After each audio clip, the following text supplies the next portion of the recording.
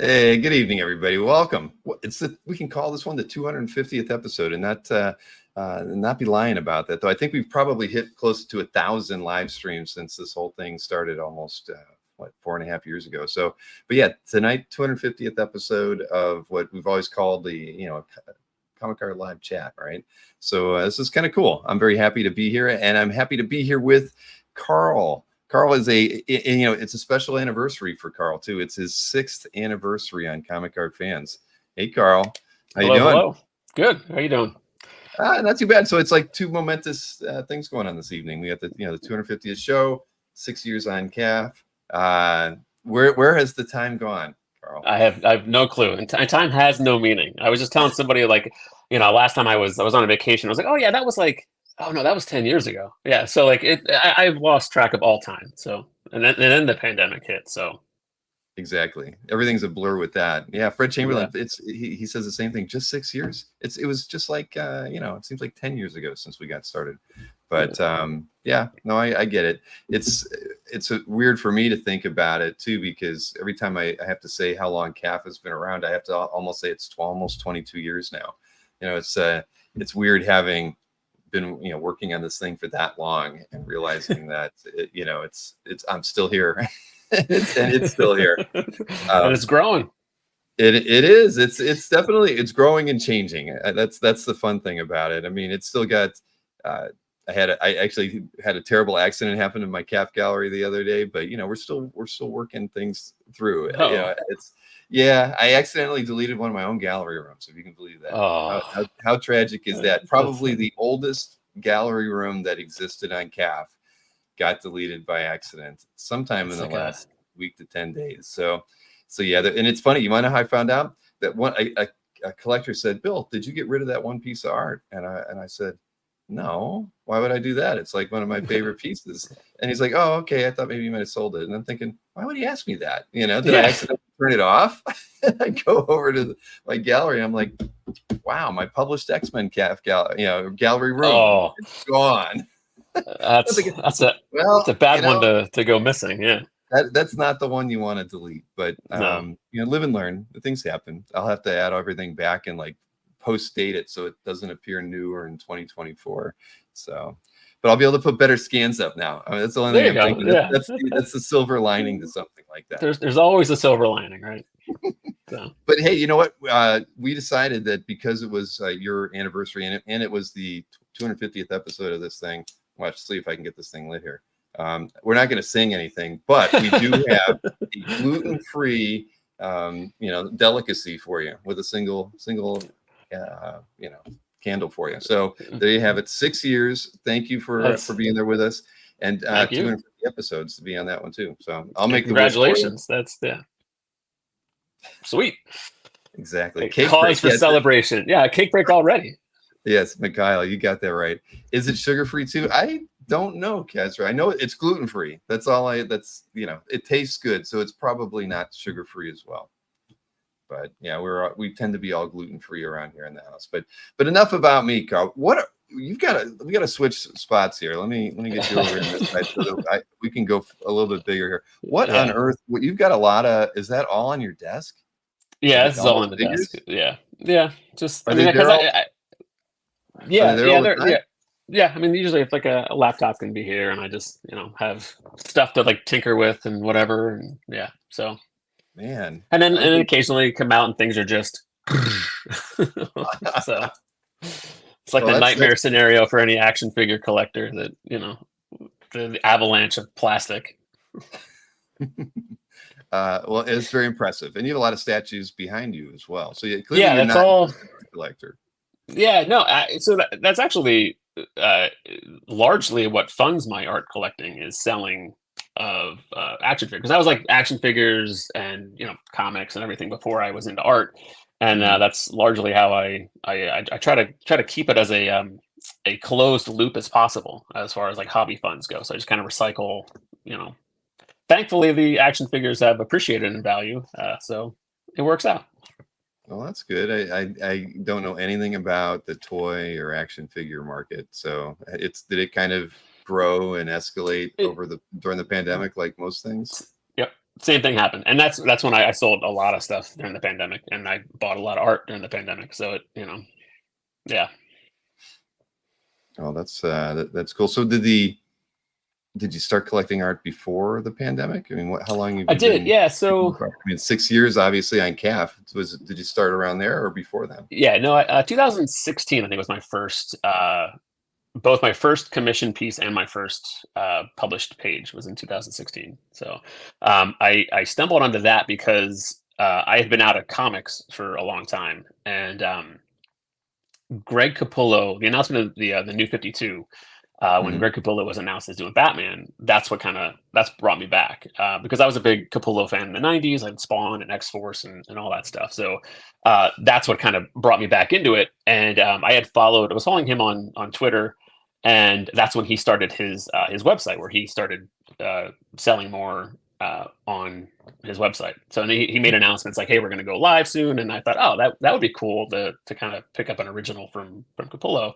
And that's what that was my first published piece was a Capullo page. So That's not where most people start. no, that's yeah, but I guess be it good or bad, it conditioned me to accept current prices. So Well, he's a guy that definitely that sets his market, right? And yeah, that's kind of cool. I mean, guys that that sell their own material can do that. They can hold on to their stuff as long as they want, and it certainly worked for him. I mean, you look at him and Sean Gordon Murphy and a few other notable artists out there that kind of do their own thing. I think they've done good for themselves. Greg certainly has. yeah. I had a conversation with him at a show, and he was talking about how that's just he sets like what he values it at, and that's what it is. And if the market isn't there or the buyer's not there today, a year from now, 2 years from now, whatever, the buyer and the market will eventually be there. But he just sets the price, and that's what it is. So Well, and that's it works out for wise. him. So yeah. I'm like too big on the screen here. I'm going to go back and put you like that. I feel more comfortable like There's this. like too much to like stare at here. It's like It is. so There's something about it, and I can't lean far yeah. enough back away from my desk. I start going into the dark zone here. But sorry, I'm trying to look at the chat just to make sure I did not get a haircut for this evening. I know people were talking to me about that yesterday too. Did not. Not, I no, mean, it's a cause for 250th celebration, episode. Bill. So yeah. Yeah. So honestly, then, was it stumbling into this website that got you to buy the first published piece? But had you done? You said you commissioned something too. So what was that? Yes. So the first commission piece was a con sketch from Dan Jurgens. It was a Doomsday piece that I set up. So I actually think the Capullo piece was first. I think that was in the spring of 2016, and then my first commission was Dan at Baltimore Comic-Con, and that would have been in the fall. So so Capullo was the first original art piece that I picked up, and then I kind of got my wheels turned. I'm a big Death of Superman was what really kind of got me to being like a weekly comic reader. I was right at that ripe age of 12, 13, 14, right in there. So that's what really kind of captured my imagination. And so when I got into buying art, I thought, well, how can I wanted to not go too crazy, but I mean, we've all started there and ended up where we are at. But I thought, okay, how can I kind of set goals to best approach this? And at the time, the Superman titles were those four core creative teams, and I thought, well, it would be cool to do like a commission or something, because at that point, it never occurred to me that I would even be able to buy any published of the pages, because I thought they're long gone, they'd probably be out of my price range. So I thought, well, I'll just commission them. And the first one was just a convention sketch that I got Dan to do, and then that was kept me going. I thought, all right, well, now I need stuff from the other three creative teams, and I eventually did that, and then just kept going. So you got the other teams at other shows that you went to? yeah, actually, I ended up. Dan was the only one that I did at a show for like a con sketch, and then I thought, okay, what I really wanted, I wanted like the 11x17 kind of pieces, and that's what I eventually got. Dan, there's a Cyborg Superman which is hanging on the wall there. That was a pandemic pickup because of canceled shows, artists had availability, and Dan doesn't do a lot of at home stuff. But I thought, well, hey, I mean, lost revenue from canceled shows, I thought that might provide an opportunity, and thankfully it did, and I was able to kind of support Dan when there were no shows, and I got a larger piece that he wouldn't typically do at a he did him at OAX, but he doesn't do those at like a regular show. So Right. Yeah, it's true. but yeah, that's what. Well, that's cool. So was the pandemic a boon for you as far as picking up artwork? Did you use that period to, since you weren't going to shows those first couple of years, did you pick up a lot more stuff than usual, or? Yeah, I'm trying to think how I.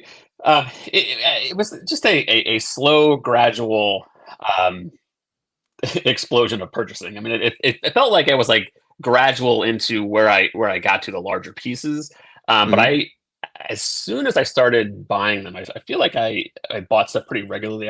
But I didn't know where to look, and there was just a lot of finding my way early on. And I did a couple eBay purchases, and eventually it led to making more contacts with the artists directly, the reps, and then like through Facebook groups, and you see where the like who reps who, and then it slowly the world kind of opened up as far as like, oh, okay, this is how you navigate this, and so I was able to do a lot of at home pieces for the Death of Superman and Return of Superman stuff. So Mhm.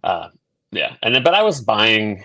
I started out with a list of artists that I was a big '90s comics reader. Like I was when I was a teenager. So at the time, it was the '93 was the 30th anniversary of Spider-Man, 30th anniversary of X-Men. So it was kind of like a really great time to be a teen reader. I mean, some people that they hate that era of comics, but it did create a lot of people like me that got us Mhm. hooked in at that time. I mean, there was the crash a few years later, but some of us were hooked for life. Well, the So '90s art is the most popular, sought after stuff these that's days. I think that's probably growth in value and everything, just because there's so many people with money that remember that era finally. I mean, yeah. who would have thought the Liefeld pieces would be where they're at today and everything? It's just he was part of the whole movement. All those guys' work is now super expensive. I can't touch a Jim Lee page from that era if I That's wanted what to. that actually kind of informed my decisions on how to approach it. I collect a lot of DC like Superman pieces, but that was a conscious decision because I liked a lot of the John Romita Jr., Jim Lee, all that X-Men stuff, the Kuberts, Will Portasio, like all that stuff. I really enjoy. It's right in my wheelhouse. But I thought the Superman stuff was an achievable goal, and all of those guys were pretty accessible. The only one that wasn't doing commissions until like maybe 2 years ago was Butch Guice, Mhm. and then he was the last piece I needed for the original goal. But yeah, so I decided kind of early on that I'm not gonna chase the X-Men stuff, just because there's no way in my mind to grasp like I would be able to have a what I would consider a complete collection. Not that I mean I also realize that's impossible in this hobby, but Mhm. I decided like I'm not gonna tackle that because the Jim Lee stuff way out of my range. The in the John Romita Jr. stuff. I mean now I could probably swing one, but I've kind of made that decision. Like I'm not. That's just I'm staying away from it because I don't want to open that floodgate. And so, I mean, I did pick up a couple years ago. I had a Tim Sale.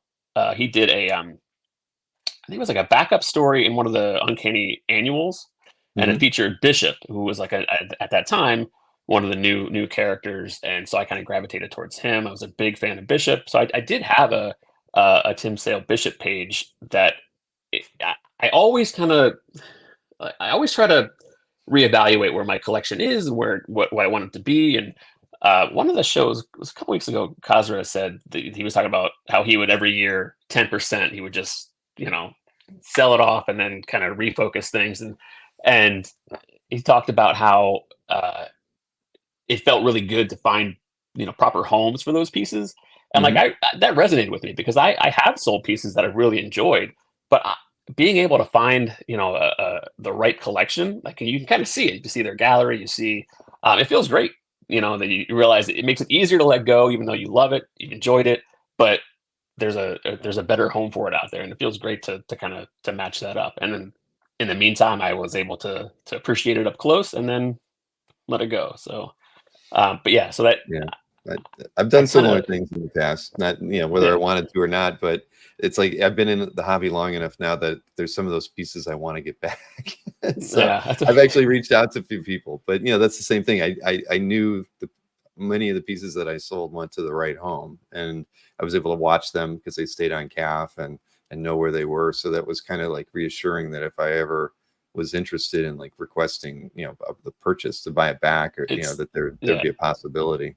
So it's always fun, kind of, and it's just the idea that you know where it is, even if mm, even if you're never going to buy it back, you kind of know where it is, so that it's somehow the mental gymnastics, it makes sense. You're like, yeah, okay, it's where it needs to be, and that's fine. But um, yeah, so that yeah, so even like X-Men, Spider-Man, I don't have a lot of Marvel stuff for that fact that there mhm. wasn't really a way to kind of uh, you know to kind of create the perfect collection. And again, there is no such thing, but Yeah, I well, we're always we're all trying for it, but it's yeah. true though.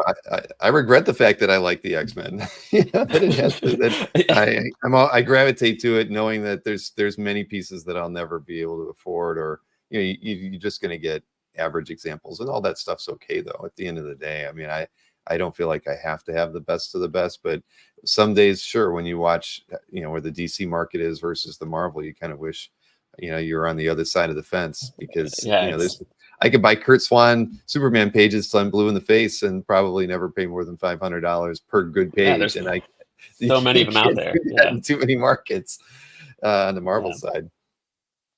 I saw Jeff Dunn. He mentioned earlier. He said that I remember you getting that Jurgens Doomsday because he got his Superman from him at the same show. Nice. Yeah, sweet. That's cool.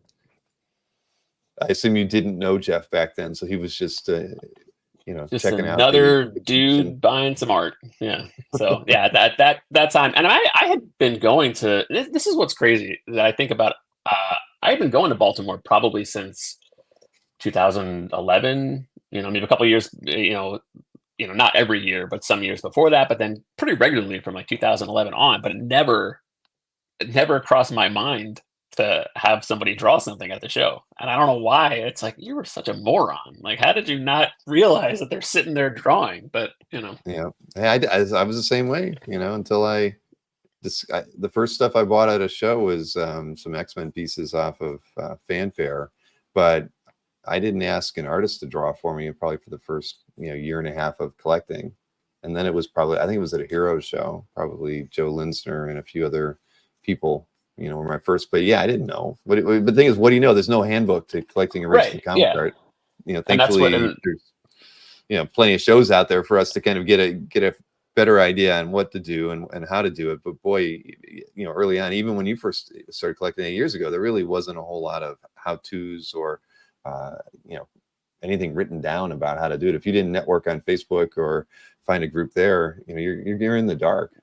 yeah, you really, and that's what I latched on to CAF. I was like, oh my, this is like perfect. Like, this is, so that was very helpful. And you kind of figure out, you just make more connections, friends through the messaging, and then people ask about certain pieces you post, and then it kind of just goes from there. So I made a lot of good friends just through talking about stuff we love. So That's true. I see so you obviously you're going to Baltimore because I see Tim Guerrero and yeah, Stingray and Tom McDonald, Jason Richardson, and several other collectors are getting yep. together on We're Friday gonna do night. a meetup on Friday. Yeah. So Well, take some photos for me, Carl, so I can sure. show some Yeah. stuff off next Thursday on the CAF update. That'd be cool.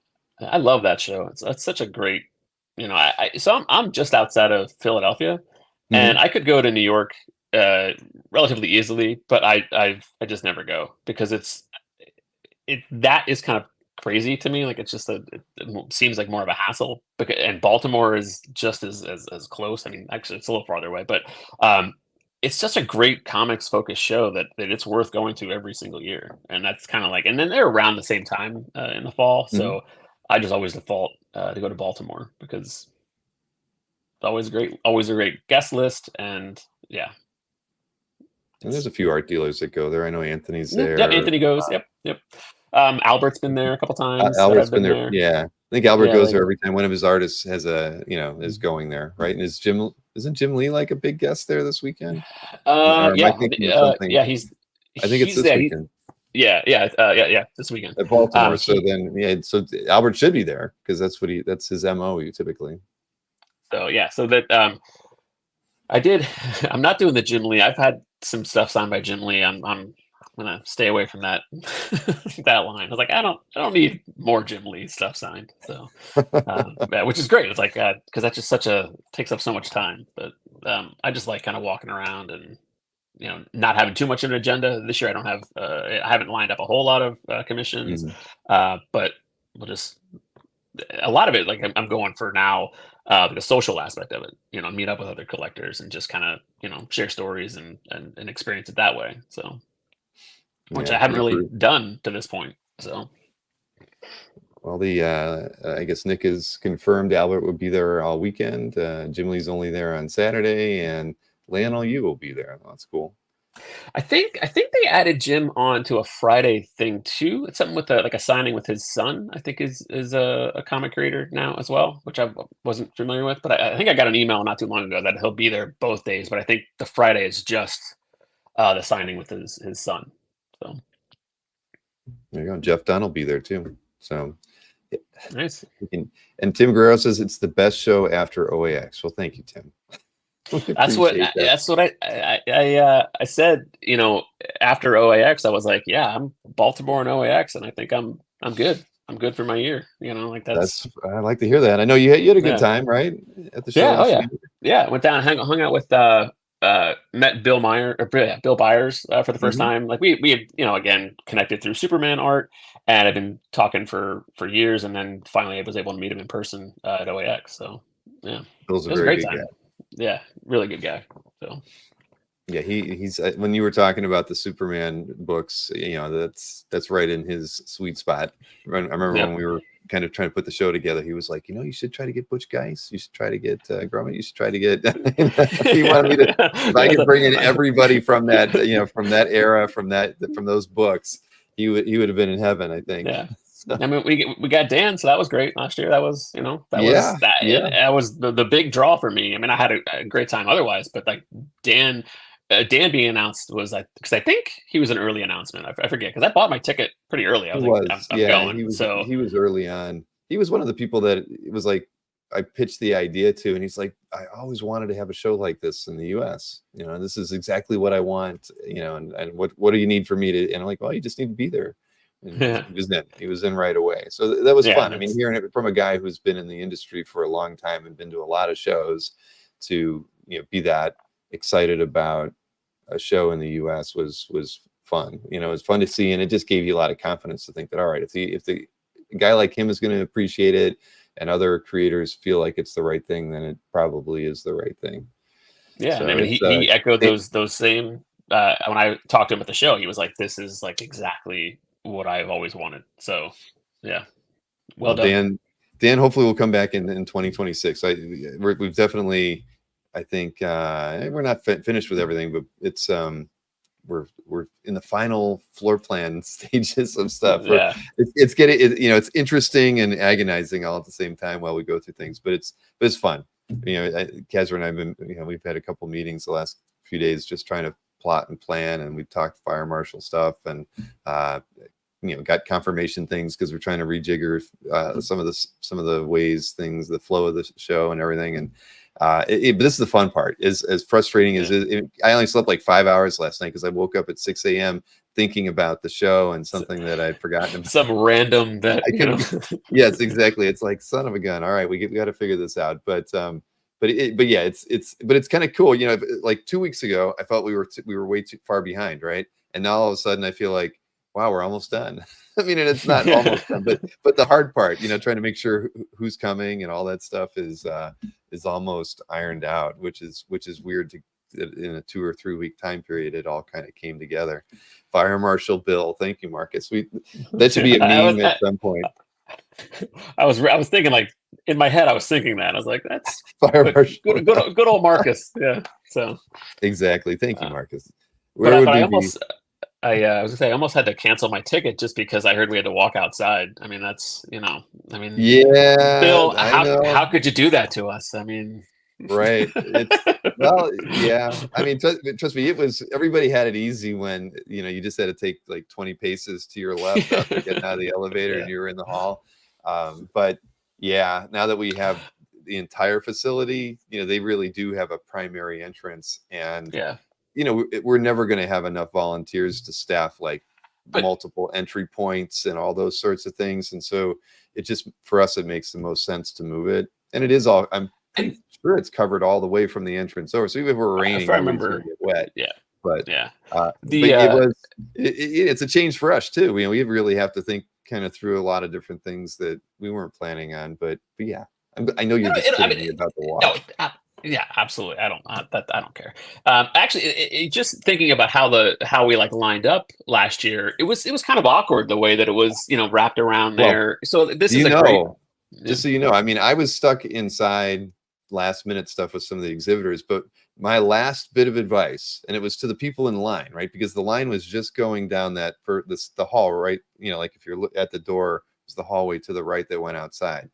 Yeah. I told like the person near the end before it started to wrap around, I said, make sure that they go out the back door and down in front of the pool, because we Yeah. didn't want people, because I was like, if you come back Because out, it's going to block the registration desk. So I told the people in line that, but clearly I didn't even know what happened because I was inside after that. And then I saw the video of it snaking around and back you're like, out and in what? front of the registration and out towards the lobby. Well, I thought, boy, I'm glad the hotel wasn't upset about that, because it was not at all what I planned, and I tried to avoid it. But this way we won't have any issues. I mean, everybody will be Yeah, able to line it'll up. be a great flow kind of going in that way. So Yeah, there's just we'll have to start shouting no running in the halls right at the beginning, because yeah. it is like the hall that's furthest from you when you come into the building, but it's still 100 paces and you're in the room.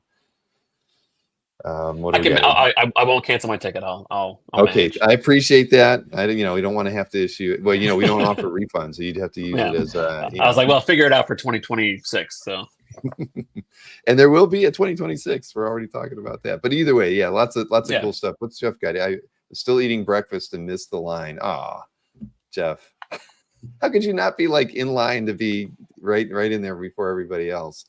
That was yeah, I always regret it. All right, I understand, Jeff.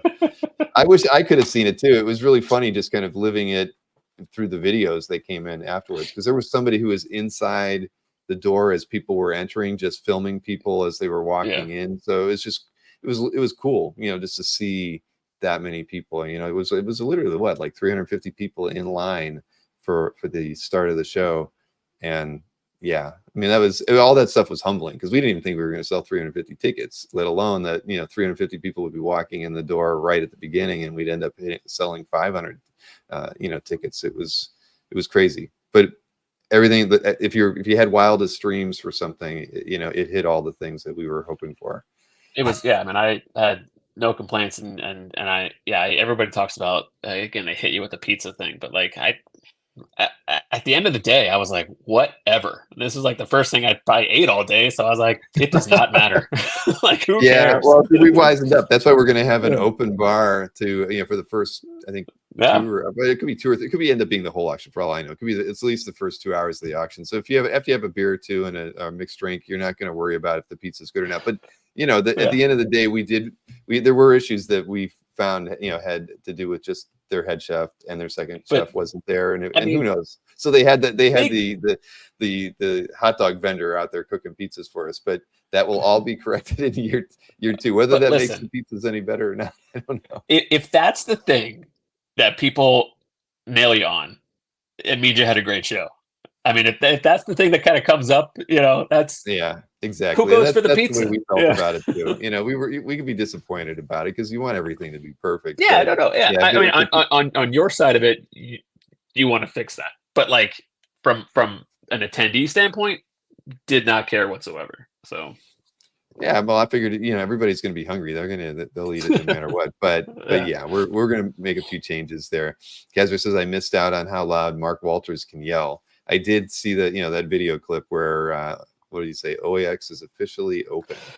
But he Yeah, I shouted was at actually, the top I of was his like lungs. right over to the side, like not too far from him. I was like, all right, it's go time. Yeah, you know, So, I didn't ask Mark to do that, but you know, he's run a well, he has like I think he does like 4 shows a year in the Dallas area. So he's kind of used to doing, you know, shows and corralling people and whatever. So he yeah, came in and just added his own level of enthusiasm to get things done. it came naturally. Yes, it did. It did. But yeah, no, well, that's cool. I'm glad you're not going to ask for you know, a refund or push your next visit to It was, 2026. you know, like honestly, you know, I say this, I bought my VIP ticket as like for this year, like right away, and in you know, I say the guest list is obviously that's big, but like it is almost secondary if I'm being honest. Like I know I'm going to go and have a good time, whether I set up a bunch of commissions, whether I don't. Like it doesn't. It kind of doesn't matter. Like it's just going to be a good show, and you know the social aspect of it is a reason enough to go for me. So Yeah, and I think that became really apparent in the first show how you could just tell everybody really enjoyed hanging out with one another, right? And there's still that aspect of, you know, we get a lot of emails with questions about, you know, who the guests are going to be. So that those there's a healthy balance of that. But I do hope yeah, at the end of the day that people see the camaraderie, you know, aspect as the most important, just like you're saying. And it might be because, you know, we have new collectors, right, who are just getting into the hobby in the last year and a half, and they don't quite understand all the fun things that we can, you know, and the enjoyment of hanging out and sharing your artwork with other people and everything. So the guests are still number one, and that may never change yeah, with some people, but you know, it's cool to think that many people really are going because of the fact that it's going to be like the coolest yeah. OA hangout of the year that you can have. It's yeah. I mean, we still want you to surprise us and knock our socks off, but like we're you know we're gonna go anyway, Yes, you know. yes, So yeah, we hope to as well. Yeah, I don't know. It's still it's like it feels, but just with the different hall and everything, it almost feels like a different show in a lot of ways. And I think people going to the show are gonna feel that way too. You know, we have a lot of aspirations and plans that we haven't been able to talk about. But I think in the next few weeks we kind of be revealing a bit of the subtle changes and things that we're going to be doing for year 2 that I think just are going to make the show floor more dynamic. And even though we're going to have a lot of the artists you expect, there's going to be artists that you don't expect, that I hope gives people the opportunity to discover new talent, which is really that's a big something we really want to push and try to just help identify like the next artists or artists maybe that have been around that you just weren't really familiar with. So yeah. yeah, a lot of thought goes into kind of curating, you know, who the people are that come in there. And the cool thing this year is, yeah, we have had a lot more people coming to us asking about going to the show, and we've been hearing from reps and things that, you know, the artists really want to go to the show. Yeah, Yeah, if we can make it happen. But yeah, it's neat, very neat to be in it's this a position. it's a good problem to have on your end to kind of you don't want to disappoint anybody, but like at the same time that it just shows that you did something right. So Exactly. Yeah. Jeff Wedding says, I expect a 300% increase in card art collectors. That's probably very true. And, you know, that means like it might go from 25 people to 75 people, but that's, you know, that is an area that we're kind of focusing in on because there's a lot of cool art, you know, going on over there. And it's surprising prices for such tiny little pieces of art. I bought a few sketch cards, well, Hembecks, right? I bought a few yeah, Hembeck cards in my time. I've been gifted more thanks to the amazing Jeff Wedding. But yeah, the people who are in that little niche of art collecting are super passionate about it, you know, and yeah. it's I mean, kind of cool to see. It's it's get those yeah. You people in the room see, with us. It'll, you know, I think it's going to make for something fun, and I want to see them walk through the hall and discover being able to buy published comic art too. I think yeah, and that's a good kind of natural way to grow the hobby, you know, because mhm. it's people that are interested in those characters, the art, you know, that's kind of like an untapped, you know, welcome them in, and then kind of see what is available. And that's we all are kind of clueless at first. So not saying they're clueless. I'm just saying like to the to to what is available when it comes to published stuff, or even just commissioning, just a straight up Mhm. commission that's maybe like not on a sketch card, maybe it, So, but I don't know if I mean they seem kind of locked into the sketch card stuff, but like yeah, I mean there's bound to be people that want to just kind of grow the collection Oh outside of yeah. that then eventually. So Well, it's remember cool. Miami Steve, who was there? He had a booth. You know, he has obviously he's big more into the sketch cards and the artwork that go into the trading cards. But I know from like the interview that we did with him once, he had Jim Starlin published pages on the Oh, wall yeah, behind him, and so there's definitely there's crossover. They might, yeah. their main focus might be card art and that sort of thing, but yeah, and again, it's just all healthy, and it's healthy for a show, right? You can't just focus in on one. I don't think. I think that if you keep it narrow, the chances of it growing, at least at the pace that we'd like to see it, doesn't happen as fast. But And the what was same that? thing, it opens our eyes who kind of come at it from like a commission kind of standpoint to see what some of the card artists are doing, and like, oh well, let's see if they could do this, and then Mhm. it gives them the opportunity to do stuff that's not focused on the card art stuff. So, but yeah, Exactly. it's all So good. let's get back to you then, because Yeah, we've yeah, talked sure, enough sure, about sure, that. sure. Yeah.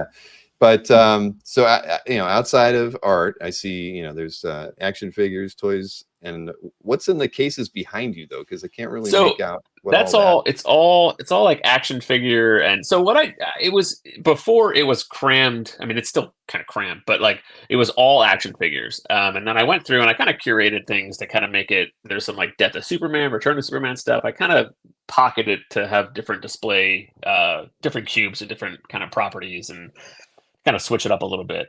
But as I sold off, action figures to buy art, that kind of opened it up to kind of be able to play around with the display a little more, make it a little more visually interesting. There's some like video game like cartridges in there. There's old '90s trading cards in there to kind of switch it up for display. So it's just a bunch of primarily action figures, but a bunch of other stuff that is fun to look at. So. Yeah, so I was large into just the action figure side of things, and for a long time, and then that's once I kind of got the art bug.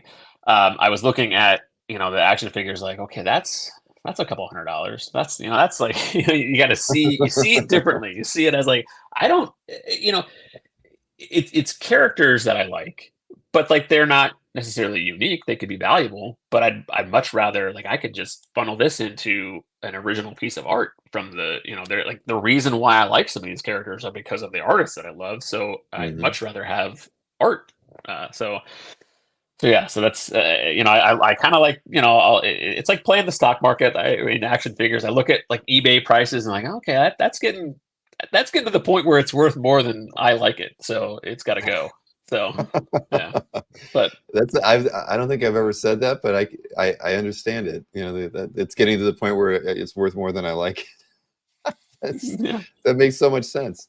But boy, yeah, that's cool. So you're kind of, I mean, where would you say like the balance of your collecting is right now between art and anything else? It's I mean, art is I still buy action figures and stuff, but art is primarily where this is like the sickness of the collector brain. So I'll agonize over, do I need this $30 figure? I'll agonize over that more than like an original page, or it's like, oh, that I got to get right away. But then this I'm like, do I really need that $30 figure? Like, I don't know, it's just like it's so messed up, but that's the way I really the way I collect it. I just changed the approach to say, well, I don't want to get too much of the toys and stuff anymore, Hmm. because I want all of the available funds to kind of funnel into art, and then I still continue to sell the toys off to pay for the art. So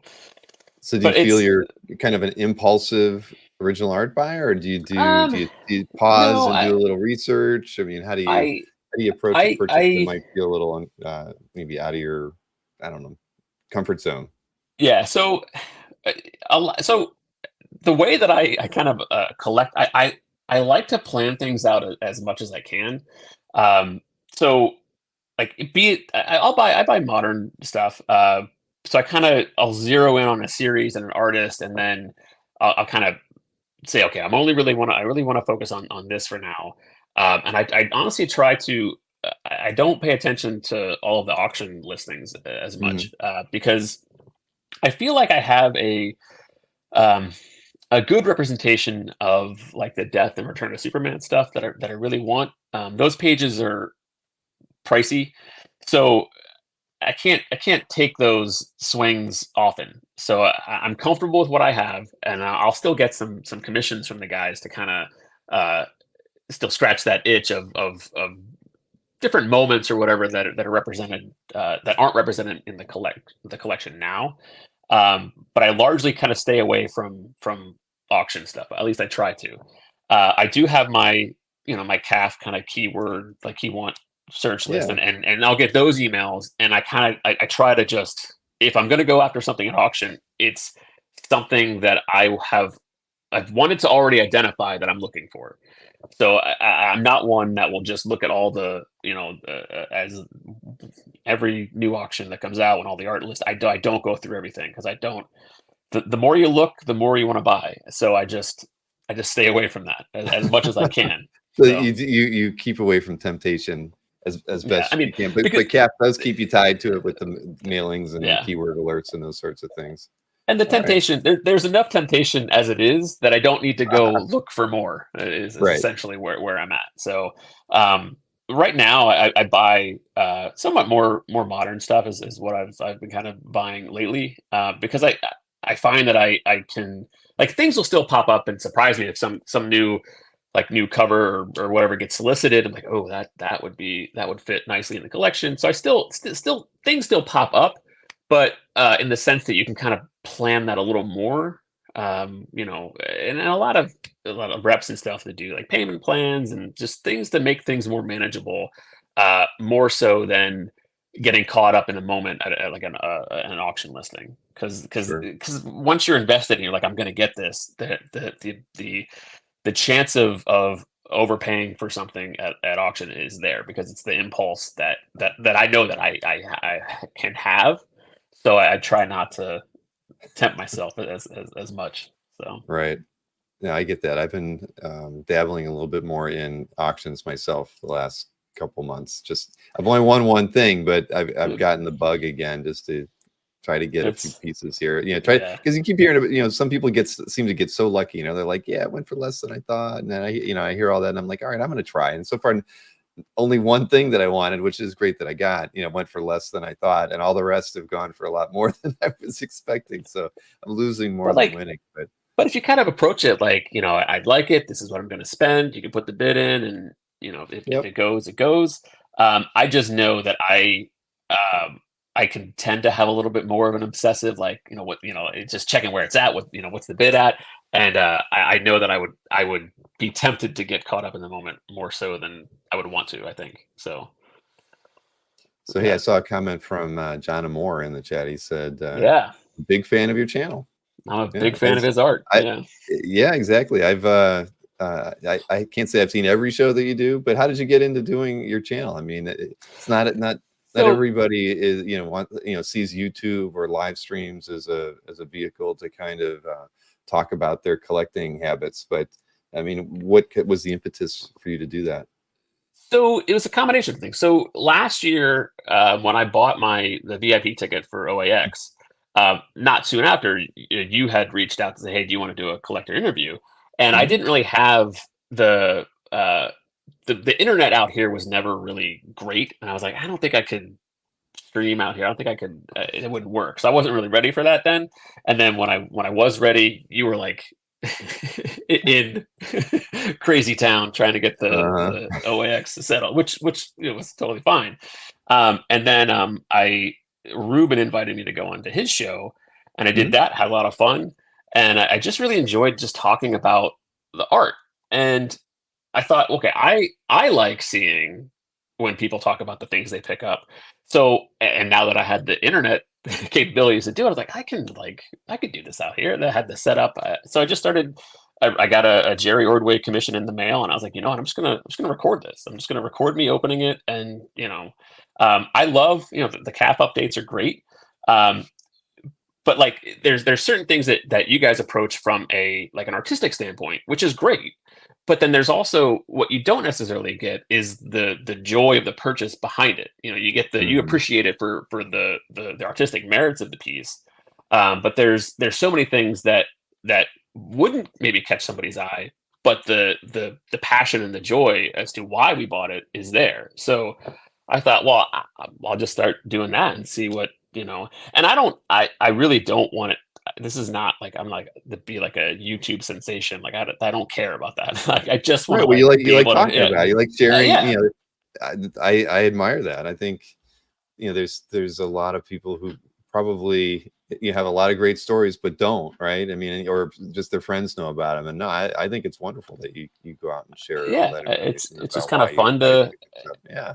And if somebody else sees, you know, I mean, like sees a video that I did and like, hey, I could talk about that, or you know, I think it just helps. So then I started doing some uh like some comic books. There was a comic book shop that opened nearby, and it's the owner it lives in our neighborhood, and so I've been kind of going to the shop again, which I haven't done in, you know, probably 15 years. You know, maybe because I did like the new 52 stuff with Capullo, and then I kind of fell off after they kind of stopped. I would still kind of Mhm. zero in on like what Capullo was working on, but it was really just following certain creators and whatever they came out with. But I didn't really care about weekly releases. So I started doing some of those videos as far as what I pick up at the comic shop, because I thought there might be an opportunity that if somebody might stumble on one of my videos that's just talking about comics and then see that there's other videos about comic art, that might be another way to just kind of open up, you know, like open up somebody's eyes to what the original art side of things looks like. So, Exactly. Have so you met just anybody or anybody reach out, ask um questions? not really. So I'm trying to think. So there was there's another YouTuber that like he does videos like not super frequently, but like he has like he dabbles in original art as well. So there's like those connections are made, but I haven't had Mhm. somebody that just said, "Hey, I've never bought art. What do I do?" But I try to, you know, in a couple of videos I've said like, "Hey, if you have any questions, like just reach out because you got to start somewhere." I mean, if you want to, if you want to start.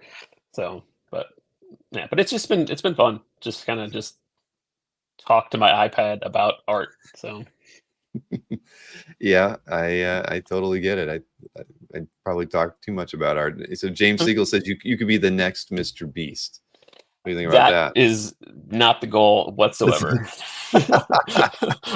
I would retire quickly. I'd be like, nope, I'm out. Like, because that's like I don't want this.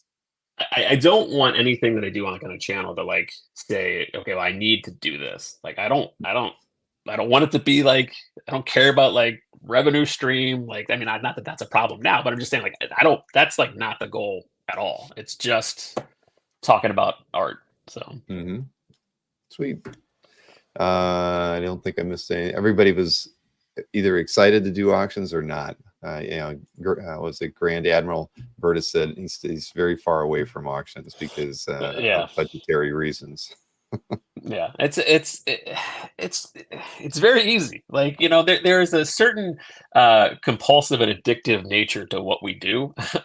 Just because it's like, oh, that, you know, there's always that, you know, I wish it wasn't there so much, like the chase for like what's next. Mhm. But it's there. I mean, that's part of the hobby. But I just try to limit that as much as I can, even though it's still a problem. So Yeah, I think I'm more like Matt, where Matt said I have a lot more self-control at auctions than payment plans. I've actually never done a payment plan. Well, no, I've done yeah. a couple of dealers, but with auctions, it's like I really rationalize everything. You know, I was trying to win a piece the other day, and I put my high bid on it, which I thought should have won it. It went double past that, and I'm sitting there looking at it in the live auction, thinking I could just click that red button, and I thought it's already double what I thought it was worth. So you know, I'm able to. There's a little bit of Yeah, self control I can exercise in an auction that I don't that's know. Maybe if I was it's a little very bit true more, though. it is. It really is. But I was close. I was like, I'm just going to do it to make these other guys pay more. I was starting to get a little mad. I'm like, come on, this is Yeah. impossible. Take it personal. Yeah. Yeah, But I did on take it personal. the payment plan side, I mean that's a thing too. Like you can be like, oh, I could make this work, and then you're like, Yeah, ooh, I gotta get the eBay, start listing some stuff. But yeah, I mean, that's exactly. And where was I it? can relate. Yeah.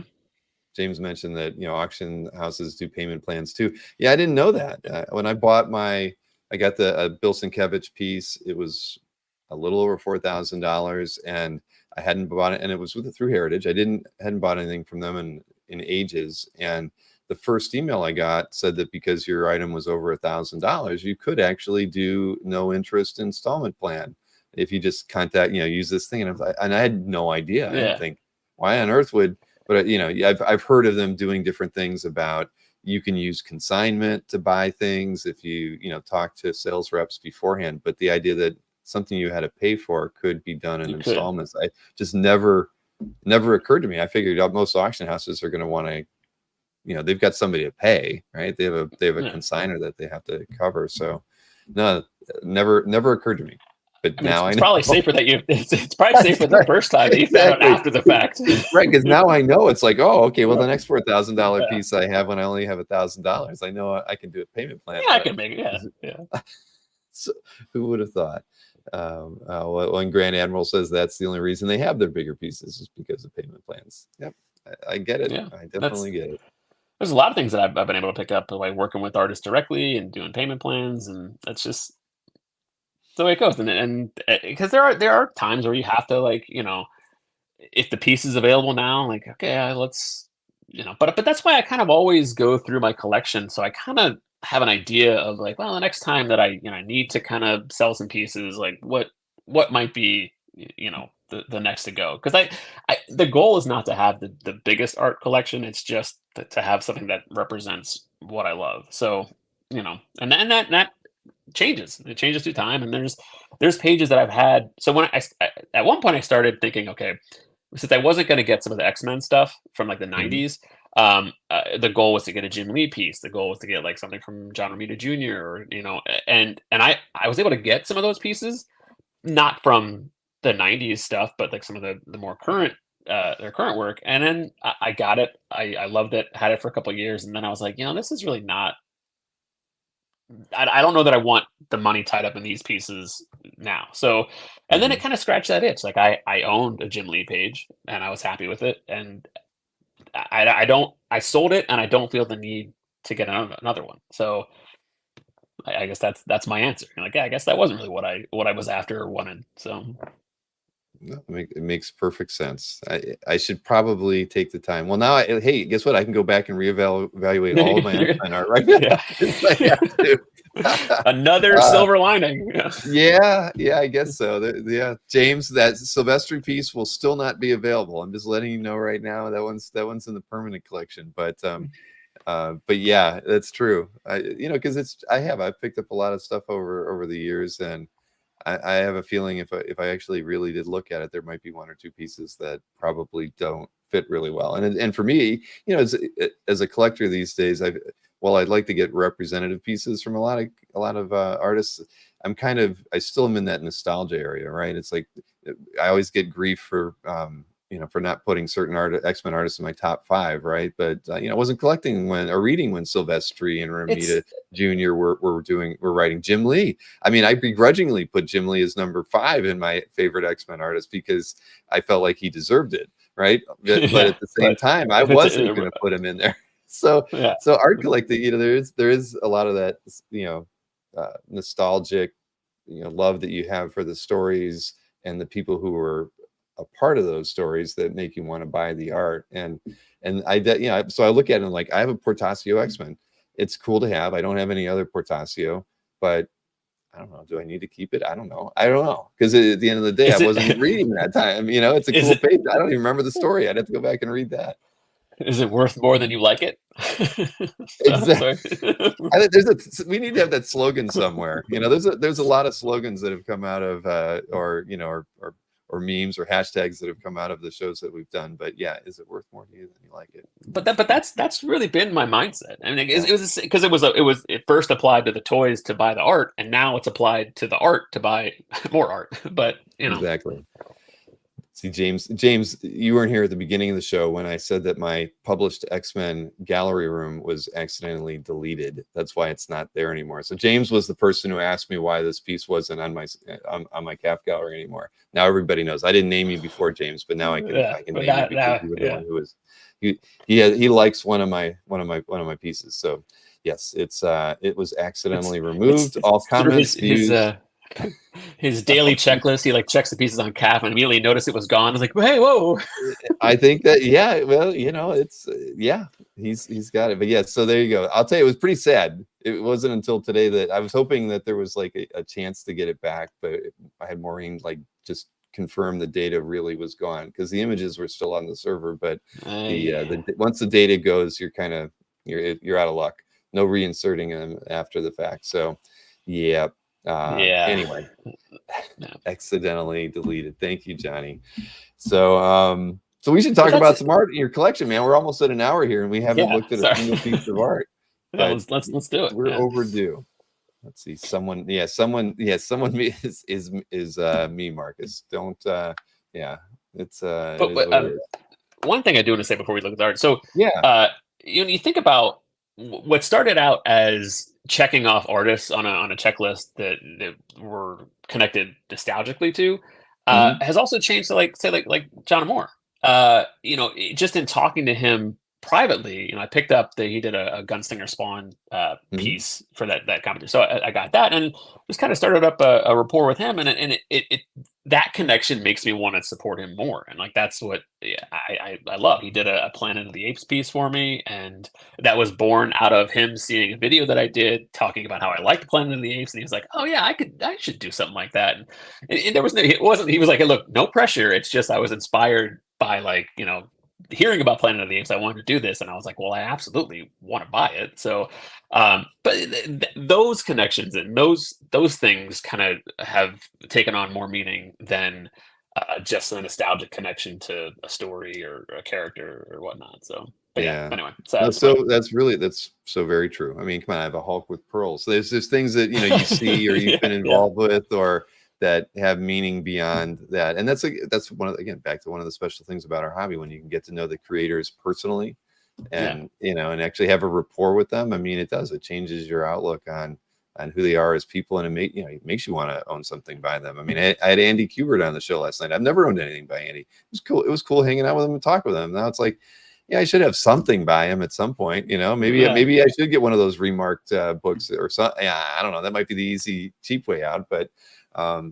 had Joe Staten on. After I had Joe Staten on, I wanted him to do a drawing from a Green Lantern for me. I don't even like DC, right? But it was just like it's those conversations that make you realize, there's something more, more here to our hobby than standard.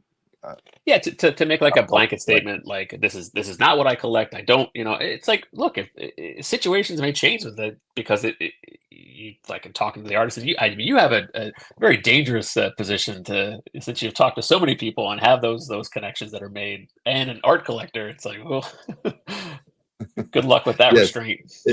It's true.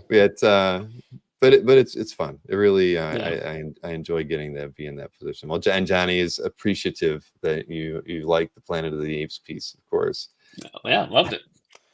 So Marcus says I should get a Shaggy from Staten. Yeah, I actually think, oddly enough, I bought a cover for the kids, a Scooby-Doo cover that Joe did. So I do have that. But I tried getting on his commission list at Heroes the year before, and I forget what it was, because I don't know anything about the Green Lantern Corps, but it was some like zombie character that he helped create. I don't remember who it was. It was named like Morg or I don't know what. But it was so funny in talking with him. I was like, I'm going to have him commission that. But when I tried to get on his commission list, I was like number 20 at Heroes. I couldn't get it done. Like, nope, never mind. He was so apologetic about it. But yeah, those are the things I think that I enjoy. For sure. Anyway. Yeah. Let's see. Ask Andy to remark my. Who said Andy's going to OAX? Mikhail. There's no that we have not talked to Andy about going to OAX whatsoever. It's like the sly way to like get you to go like, oh yeah, I could do that. Yeah, I don't think. Well, we're not done. We're definitely not done talking to Jason and everything. But Andy was actually never part of the conversation. I'm sorry to say. I get it. I know what you're saying, Mikhail. But there, you never say never. There's always 2026. I really I thought it was fun talking with him. I'd never gotten the chance to speak to him before last night. So let's see here. So let's look at some artwork. Yeah, I think we're even starting off with something that is well, you haven't mentioned Ordway yet, but no, yeah. So it's a commission. Tell me about it. Yeah, so one of the before I got into like buying weekly comics, I remember reading the Batman movie adaptation that Jerry drew with Denny O'Neil wrote, and I remember reading that in like a mall bookstore. Like my parents were shopping, and I just was like, I was in the bookstore with my brothers, and I just was just leafing through this comic, and I read the majority of the book. So it's something that I didn't own until years later because I didn't buy it at the at the show or at the store, but it always stuck with me. And I was 10 when this movie came out. Batman had always been around, and I watched reruns of the '66 show, Super Friends cartoons. So I was always very familiar with Batman. But then that movie, it changed. Like it felt like this is a this is a serious version of this character. And so when I got into buying art, like Jerry, it was definitely on my wish list of something that I could go Superman. I appreciate the work he did with that, but I was like, you know what? Personally, like the thing that really resonated the most with me was when I first realized his artwork through the Batman adaptation. So this is actually it's an homage to the cover of the comic, but it's also on the comic. There's the character.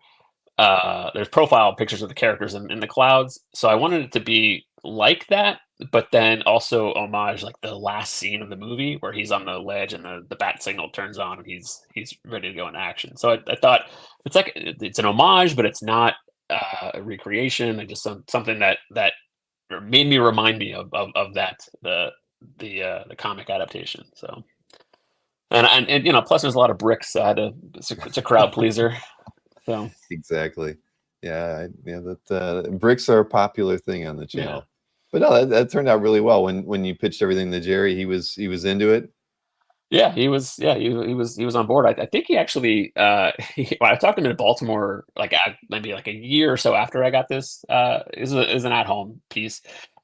He said he did another one because he didn't quite. I think it was that they didn't quite like how the first one kind of turned out, so he just redid it. He wanted it to be really special, and then like a year later he found it. He was like, actually, that wasn't that bad. I don't know why I had to redo it, but he was really into it because he wanted to, I think, get it right. So, which I, very pleased with it for sure. So, well, that came out really well. Now, yeah. Now here we go. Yeah. Jurgens, so yeah, this is this. Yeah, you tell me. Is this? Yeah, that's what I set. This is it. So, yeah, I set this up at for OAX. I reached out to Dan before the show, and this is based on an old, an unused omnibus layout that didn't get chosen for one of the Death and Return to Superman books, but it was one that he posted on Twitter as like, yeah, I always like this layout.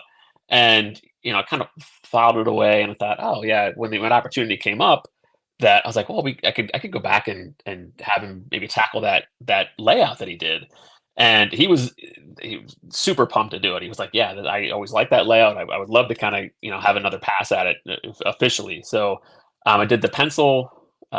He did the pencils for me at OAX, and then I had Brett Breeding ink it afterwards, and.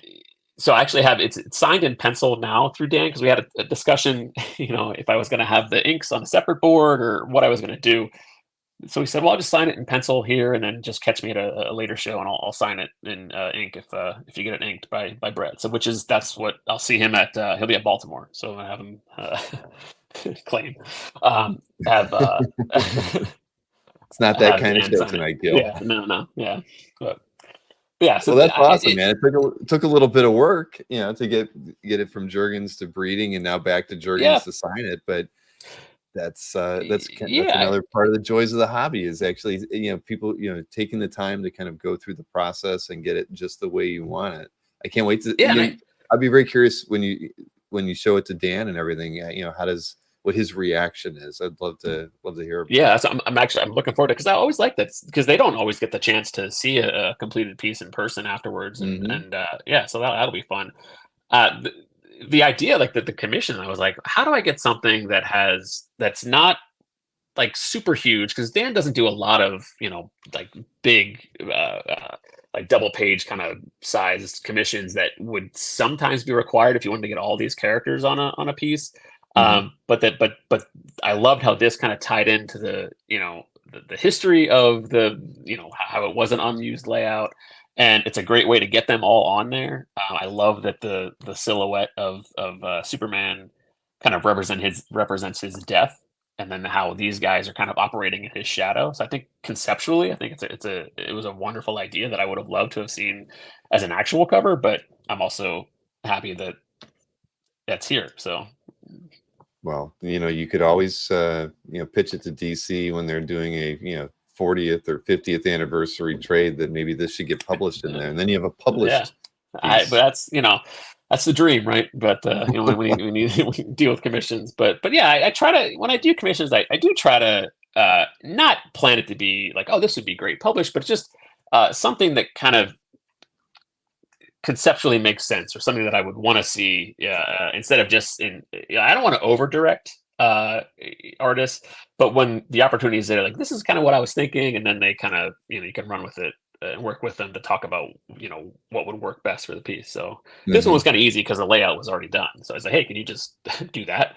So yeah, Well, there was, let's see, Tom and Matt were asking. Well, Matt asked about a rough going rate for Jurgens' work on 11x17, and number one Marvel fan said that Jurgens gave great prices on the OAX pieces, and I had heard that too. I mean, he did some stuff that was, like you said, not what he would normally do at a regular show or take in advance of other shows. So he was he was great to work with. I'll be honest with yeah, you. But and to be truthful, I think what helped me in some sense was that this was a layout that he was, I think, jazzed to tackle again, because yep, he doesn't do a lot of multi-character pieces as much. He did some great stuff. He did a like an Action One recreation for. It was a different concept, but a recreation for Bill Byers at the show. yep, So I saw that. OAX provided that opportunity to kind of get those pieces that he doesn't do often. So the Ray was, I think he did it was like 500 for a character, like a single character, but it changes because he'll charge a different rate for some of the more complex characters like Doomsday, Cyborg, Superman, because they just take more time to you know I've seen get a all lot of the artists do that detailing in very there. same thing, Yeah, right? I mean, and yeah, if you're it gonna have makes to, sense. Like if you're gonna commit to at a show when your time is limited to do those pieces, like well, I could Mhm. knock out a bunch of smaller pieces, or I could spend time on doing this. So I think it makes sense. I don't have a problem with that. So Yep. yeah, I think Dan is still very very reasonable when you can catch him at a show. For Uh, his, his tenure in the hobby and the amount of work he's put out, both as a writer and an artist, I think, yeah, I yeah, mean, I know I kind of regret the fact that I didn't ask him for anything when he was there, but I'll make up for it at some point. it's But yeah, it's yeah, you forget, right? You kind of you take certain creators for granted because you just think that there's a lot of their work out there, and you'll be able to get something at some point. There's a lot of artists that I regret not picking stuff up from at the show that I haven't seen since then. So yeah. yeah, but that's awesome. Congratulations on that one. Thank you. Yeah, I was really pumped about that one. All right, now Yeah, Daniel so. Warren Johnson Transformers. Yeah. So, and now it's officially the 40th anniversary of Transformers today. Hmm. The cartoon debuted 40 years ago. Um, so Daniel Warren Johnson was, I was always, not always, but I was aware of him just, being in the hobby. But nothing really, it wasn't like, I was like, I don't need to kind of jump on that train just yet. And then when he got announced for Transformers, I was like, ooh, now we're talking, because it's like it's like the nostalgia factor. It's his styling. So I was like, combine all of that, and I was like, all right, well, I got to try to get something from the from his 6 issues. So I completely lucked out on a Felix drop. I kind of, when I was reading the issue, I tried to target a page that I thought might not get as, I mean, when I say not as much action on a Felix drop, I was like, let me try to stay away from anything like Optimus Prime page, because that's, that's going to get a lot of requests. So the idea was to try to find something that was a good representation of his work, and then also might not be one that will completely break the bank. So this has everything that I love about Daniel Warren Johnson's work. You've got the words right there on the page. You've got the speed lines, the action. Like, one of the things I really love about this page is the way that Sparky, he's the guy who's like shooting the gun, how he kind of like he whips around to kind of shoot at Laserbeak, and you get that the gun separated from his body because he's in the act of swinging around. I thought, like, that's really cool. Like, you just kind of see those kind of attention to detail things that yeah, it's a small detail, but I love it about this page. So, but you got like human characters. You had You've a got strategy though for this one. When for Felix was sure. doing the art drop, you were like, you knew which Yeah. issue, and you kind of targeted maybe 1 or 2 pages. Yeah, I Or mean, I maybe tried just for one. some of the pages in the first issue, but I struck out. But that was, again, it was issue 1. Definitely, people were, the frenzy was there. Then Yep. issue 2, the second issue sold complete, and then so this was the next opportunity, was issue 3. So I was like, all right, let me try to. And I think by this point in time, they had announced that he was only committed to doing 6 issues on the art. So it became like a priority. Like, I really, if I figured at least one of the other issues would sell complete, which I think the issue 6 did. But yeah. So I thought, well, okay, if I'm going to go after this, I really have to try to be at least. I mean, there's I say try to be smart about it, but there's luck involved, and there's no way to. It's like, oh, I planned this, so it happened and it worked out. But it was a combination of trying to target a page that was a good representation of his work, but also might not get as much attention as, say, a sexier, splashy type page Right. with Oh yeah. Optimus No, Prime. no. And yeah, so I'm well and aware that I'm those very happy pages with. get like 5 or 6 inquiries. So those are the Yeah. ones that are going to be most sought after. And since we don't have real time checkouts, and really on Felix's drops, it would be really hard to do for anybody. But Yeah. Yeah, I know that having kind of seen the aftermath of those things go through, that yeah, you can have pieces get claimed 10 times in hopes. So Yeah. that's actually really smart, going having a game plan and going into it that way. So Yeah, and wise move, there's girl. like, yeah, thanks. I mean, yeah, there's still a transformer on there, and like in Laserbeak, you got the human characters, which is kind of like a big draw of the book anyway. Especially with Daniel Warren Johnson and his writing. So it's the connection to the human characters, and even the connection with like the Transformers themselves too. But yeah, this was just a really good representation that I'm thrilled that and it scratched that itch. Like, I was like, okay, I'm good. I have the example that I wanted. So. Very cool. And Yeah. this is fun. I Yeah. I So like Jesse's work myself. So this the whole panel layout on this thing is amazing. I love those 10 panels at the bottom like that. I mean, yeah, this is that's a brilliant page. it's nuts, right? Like, so It is. this is a good. It's the funny story about this one was a couple weeks ago, a month. I mean, again, time has no meaning, but was it Steve? I forget who it was. Steve M. Was that who? Anyway, he showed a Jesse Lonergan page. It was Yeah. like the yeah. So while I was watching that show, and I even commented during that show, I was like, I try not to like buy something just because somebody says that they like something, and but it was, again, it was like the kind of the perfect storm, because there was I think a Darth Vader commission that was shared on the CAF update, a while back, and it had this really fun uh like force choke panels in the background, which was really Mhm. cool.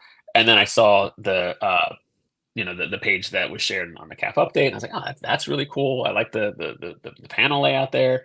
And then it made me, and then he talked about there was a new rep that I wasn't familiar with. So I instantly, like, while I was watching that show, I went into the artist bullpen, their rep, Yep. or his rep, and I bought this page while I was watching the CAF update. So he does a lot of what is that, like a 40 square panel grid for the whole page. So, but it's broken up into just rectangles and squares, but it's all based on the 10 at the bottom, and it's just all evenly. It's just that he does. I think he's done a lot of like 35 panel layouts and a lot of like 40 panel like grid layout, not just strict 40 panels, but it's broken down that way. So, but it's just, this one has just like so much going on. I love the turtles. It has all 4 turtles on there, but it's that chaos at the bottom that is just so darn cool. Yeah, so it was, and it's a fun like 8-page story. It's from the Turtles, Black, White, and Green. It's like an anthology miniseries where it's just a series of 8 to 10-page like stories. And this is a fun Turtles. Leonardo gets sent back in time, and he's kind of like this Conan type character. And yeah, it just spoke to me, and I was like, that's there you go. And it was reasonable. I thought reasonably priced, so it is now in the collection. So, and actually, I'll see Jesse at Baltimore. He'll be at Baltimore as well. So Cool. I'm looking Well, forward to you made taking me this open with me up the there. Artist Bullpen website to Yeah. look at it. So, and I See? think, honestly, God, I did the same thing, and I saw Jeff and Matt said the same thing too. A lot of times, like when Snork will pick something that an artist I'm not familiar with or whatnot, it's the easiest thing. If they're current, you can go out and check their rep's website or their personal website, and I do it a lot. I don't necessarily it doesn't always lead to a purchase, but that's I don't know. I mean, it's kind of an offshoot of the things that happen on the channel, is just when you're dropping names of artists, especially when you feature something from Tyler T or something. Half the people he commissions, I don't know who they are. You're like, what? I've always got to do some research. So that's cool. That's awesome. I mean, yeah, and again, it still falls nice in that nostalgic Turtles. Like I love them for years. So, and there's some Turtles back there in the cases as well. So it just, well, I know was you like you're a G.I. Joe fan too. So you got Turtles, you've got Yeah. Transformers, you got there's G.I. Joe, there's Death of Superman. I mean, I'm starting to get a feel for how old you are now. Yeah, it was like, I was like an 80s kid, a 90s teen, which is like, there's a lot to love there, and it's all coming back. So yeah, exactly. All right, then here you go, Oh, yeah. $20.99 and the regular Spider-Man. Again, when I stopped reading comics, I didn't read any $20.99 because it came out in the period that I wasn't reading books. So I didn't even know what that whole thing was about. But Leonardi piece here, here's the thing, everybody, just so you know, that at least 3 of the pieces that we're talking about tonight, I know Chris or I featured in the CAF update, and this was one of them. We talked about this piece. I won't tell you what the other ones were, but yeah, I picked this one. I loved it. I thought the forced perspective on the cityscape behind them was awesome. And the fact that it was upside down. I mean, I thought this was amazing. And and I always pick, and it's always funny. I picked a piece of your art recently, and I'm like, oh, it's in Carl's club. Yeah, like, damn, this guy's got good taste, because you or maybe we have similar taste. That's why I like it too. But this was awesome. I can't imagine what you. Tell me about how you got it, because if you didn't see it until it was done, I think your jaw would have been on the floor. I freaking lost it. Like, he sent it to me because I didn't see it until I opened the package, and I was like, "Are you kidding me?" Like that. So, yeah. I mean, I still look at it now, and I'm just like, "Man, that is really great." So this is based off of back in like the 30th anniversary of Spider-Man in '93. They had some anniversary issues, and then in each one there was a pull-out poster in the center of the issue, and one of them was a poster that had Spider-Man and Spider-Man 2099 in it. And I thought, oh, I always loved that image, and I thought, well, if I ever had a chance to commission Rick, I was like, let me do something that kind of homages that poster, not like a recreation of the poses necessarily, but just something in that vein. So that was really the only prompt that I gave him. and just yeah, and he did this. So I think this was he didn't have a Rick was like for my understanding was for years he was like he had kind of like no online presence. He would just show up to shows. Actually, the first time I did a commission or a con sketch from Rick, I just was standing in a line for at Don Rosa's table, and I looked over, and Rick was not an announced guest, but he just was there sitting at a table sketching, and I was like, "Wait, what?" So I was able to get a con sketch there, but then the goal was to eventually try to get a more finished kind of commission piece, and that's what then this became. I contacted him through email, and we set it up, and yeah, totally worked out. But the one thing I did, if you want to switch over to the Yeah. the camera, I haven't framed this piece because what I love about it is so it's got like that, but then also it completely works upside down. So like you switch it around and it still It can probably looks work great. at any. You can turn it Yeah, 90 you could degrees. do it and like still work. yeah. So it's just like I was like, oh man, like how creative is that? That's really cool. So you know, some things I haven't framed because I'm lazy, but that one I was like, I don't know how. I don't know. Like I just like being able to kind of I take think, it out of the yeah, portfolio that's a piece you might as well just leave it in the Itoya. yeah. So yeah, that was. I don't blame you. Yeah, not at all. And I kind of scratched my itch for 90s Spider-Man stuff. I was like, okay, I'm good. Like I don't necessarily need to try to get any pages from the stories or even like a page from the 2099 series, which I loved. I had a mail subscription for that series when it came out. I was like, I got to do the mail. It always showed up mangled through the post Yeah. office. So, but yeah, it was, I got my comics in for a few years that way myself. yeah, but Like I, they're you know, I in was, the brown paper kind of sleeves that you always wondered how to, they're not sliding out. I don't understand it, but yeah, they were always dinged. It was a mess, but it but worked. like I didn't care. I just wanted to read the story yeah. So I had that, and I had a subscription to GI Joe. So I was like, oh, but yeah, but it was a good time When to we be were talking reading about that comics. era, Marcus did ask. So you're not a fan of He-Man or the GoBots? Oh no, yeah, He-Man I'm a big fan of. Go I actually had more GoBots as a kid. I liked the Transformers cartoon, but the toys were just so darn expensive compared to what like a GI Joe or Star Wars or like even like He-Man. Like those figures were cheaper. So we Hmm. never really had Transformers in the house, but we definitely had some GoBots. So they're like the knockoff Transformers. Actually, I had a big collection of He-Man action figures that that's one of the things that I kind of thinned out. I sold out or sold a bunch of that because they shot up in value, and I was like, okay, they are worth more than I like it, so they got to go. So I kept a couple, but I was like, I don't need this complete collection anymore because like the idea of a complete collection is this thing that we place on ourselves that is not Yeah. real, like so once I kind of ripped that band-aid off, I was like, okay, I can really just completely tailor this how I want it. If I only want these kind of oddball characters and that's all that I have in the collection, that's fine. That's just what I Hmm. like. So it was very freeing in that way that like I don't need all this stuff. I like it, but I don't need it. So, but I need the art, so I need to sell the toys. So Yes, exactly. yeah, Oh man, well, I don't know what the next piece is. Oh, that's the yeah. This is Capullo and Danny Mickey inks on this piece. So tell me yeah. what This is is a is fun this the one. piece? This is the piece that you bought from his website, or is No, this something so you've done? This is after. Okay. this is based off of I found a on eBay. I found a pencil sketch that Greg drew in 1995. It was a pencil sketch of the Frankenstein figure, and it was super cheap. And I was like, "Is this real? Like, what?" I think I bought it for like $50. It was like on an 8.5 by 11 sheet of paper, and signed by Greg, and it had a caption that says it said Frank say Stein #1, and I was like, what the heck is this piece? Why does it exist? Why is this guy selling it?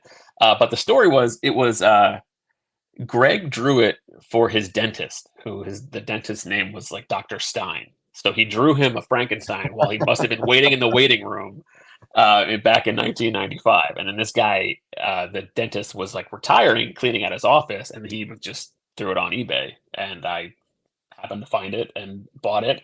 And the idea was like, well, I really need to do something with this to once I was able to contact Greg and say, can you help me out here? Like, what, what is this? And I was emailing with his wife, and they told me the story. I was like, oh, that makes a lot more sense now.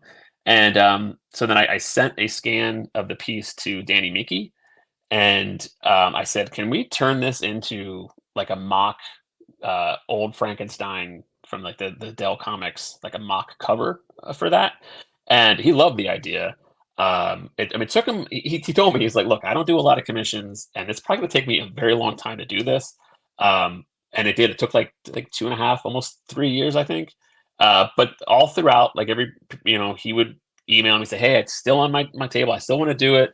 Just the published work is keep me busy. So he stayed in contact. So I was like, hey, look, I'll wait as long as it takes, man. You very upfront in the beginning of it. And I had a friend of mine, because Danny said, like, look, I can do a mock cover, but I'm not super savvy to do like the logo stuff unless I hand letter it. And he said that's just going to take a lot of time, and I don't think it would look as good as I think you would want it to look. So I had a friend of mine just grab the logo and the graphics from like the comic, and then we sent him the files, and then he was able to print them out on the board, and then he created this amazing like Frankenstein's castle in the background, this forest setting, and it just kind of I liked the way the Dell comic Frankenstein font kind of it works with this kind of quirky take on Frankenstein. Mhm. So yeah, so he he delivered this, and I was like, that is freaking amazing. So yeah, that's the story on that piece. That it was born out of a sketch that Greg did in his In his dentist dentist's office. waiting That's room. crazy, Yeah, and but actually, well worth the wait. yeah, I do have that one here too, just to give Uh, an sure. the only other prop that I brought, but it's just a just a sketch done on the back of a crossword puzzle, New York Times crossword puzzle. So probably handed these out for people to wait to pass the time. And Greg's like, nah, we're gonna we're gonna sketch. So yeah, that's a super fun find, and yeah, I'm glad the way that turned out. So That's wild, and well, at least you yeah, got it for a good price, and it ended up, Danny yeah. Mickey is obviously the perfect choice to have done that. He's an amazing inker, and it was And well worth the wait.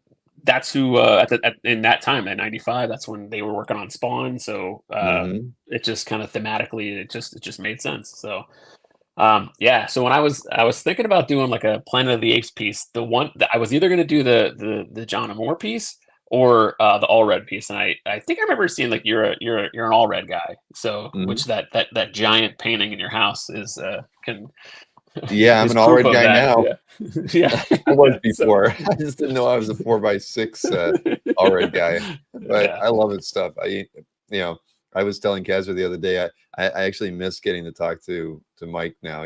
Last year we had him on like 4 or 5 times in the lead up to going to OAX, and I'm jonesing for like 30 minutes yeah. hang out with Mike Allred. So yeah, he's an awesome guy, and super talented. This is wonderful.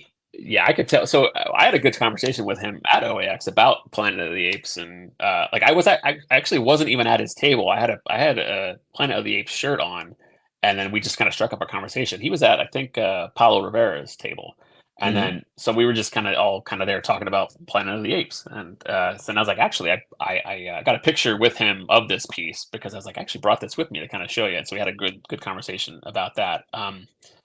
Yeah, he did a series of covers for it was I think two different miniseries that came out, and this one was focus point was the character Ursus, General Ursus, one of the like Mhm. the antagonists.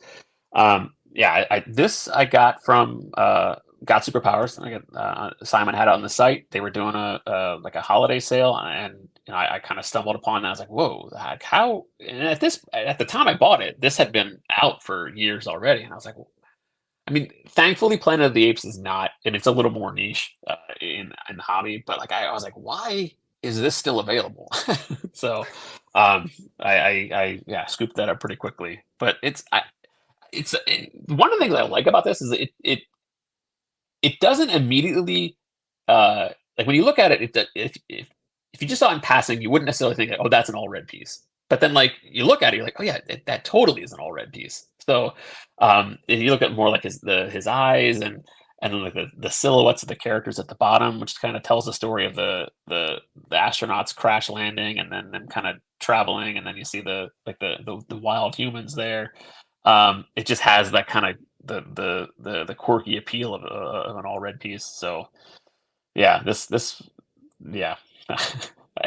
Seeing this cover at that time, I didn't even know that these Planet of the Apes comics existed. So then I bought this piece and then went back and read the miniseries, which I really liked. So yeah, it was more out of just the love of the property that made me buy this one.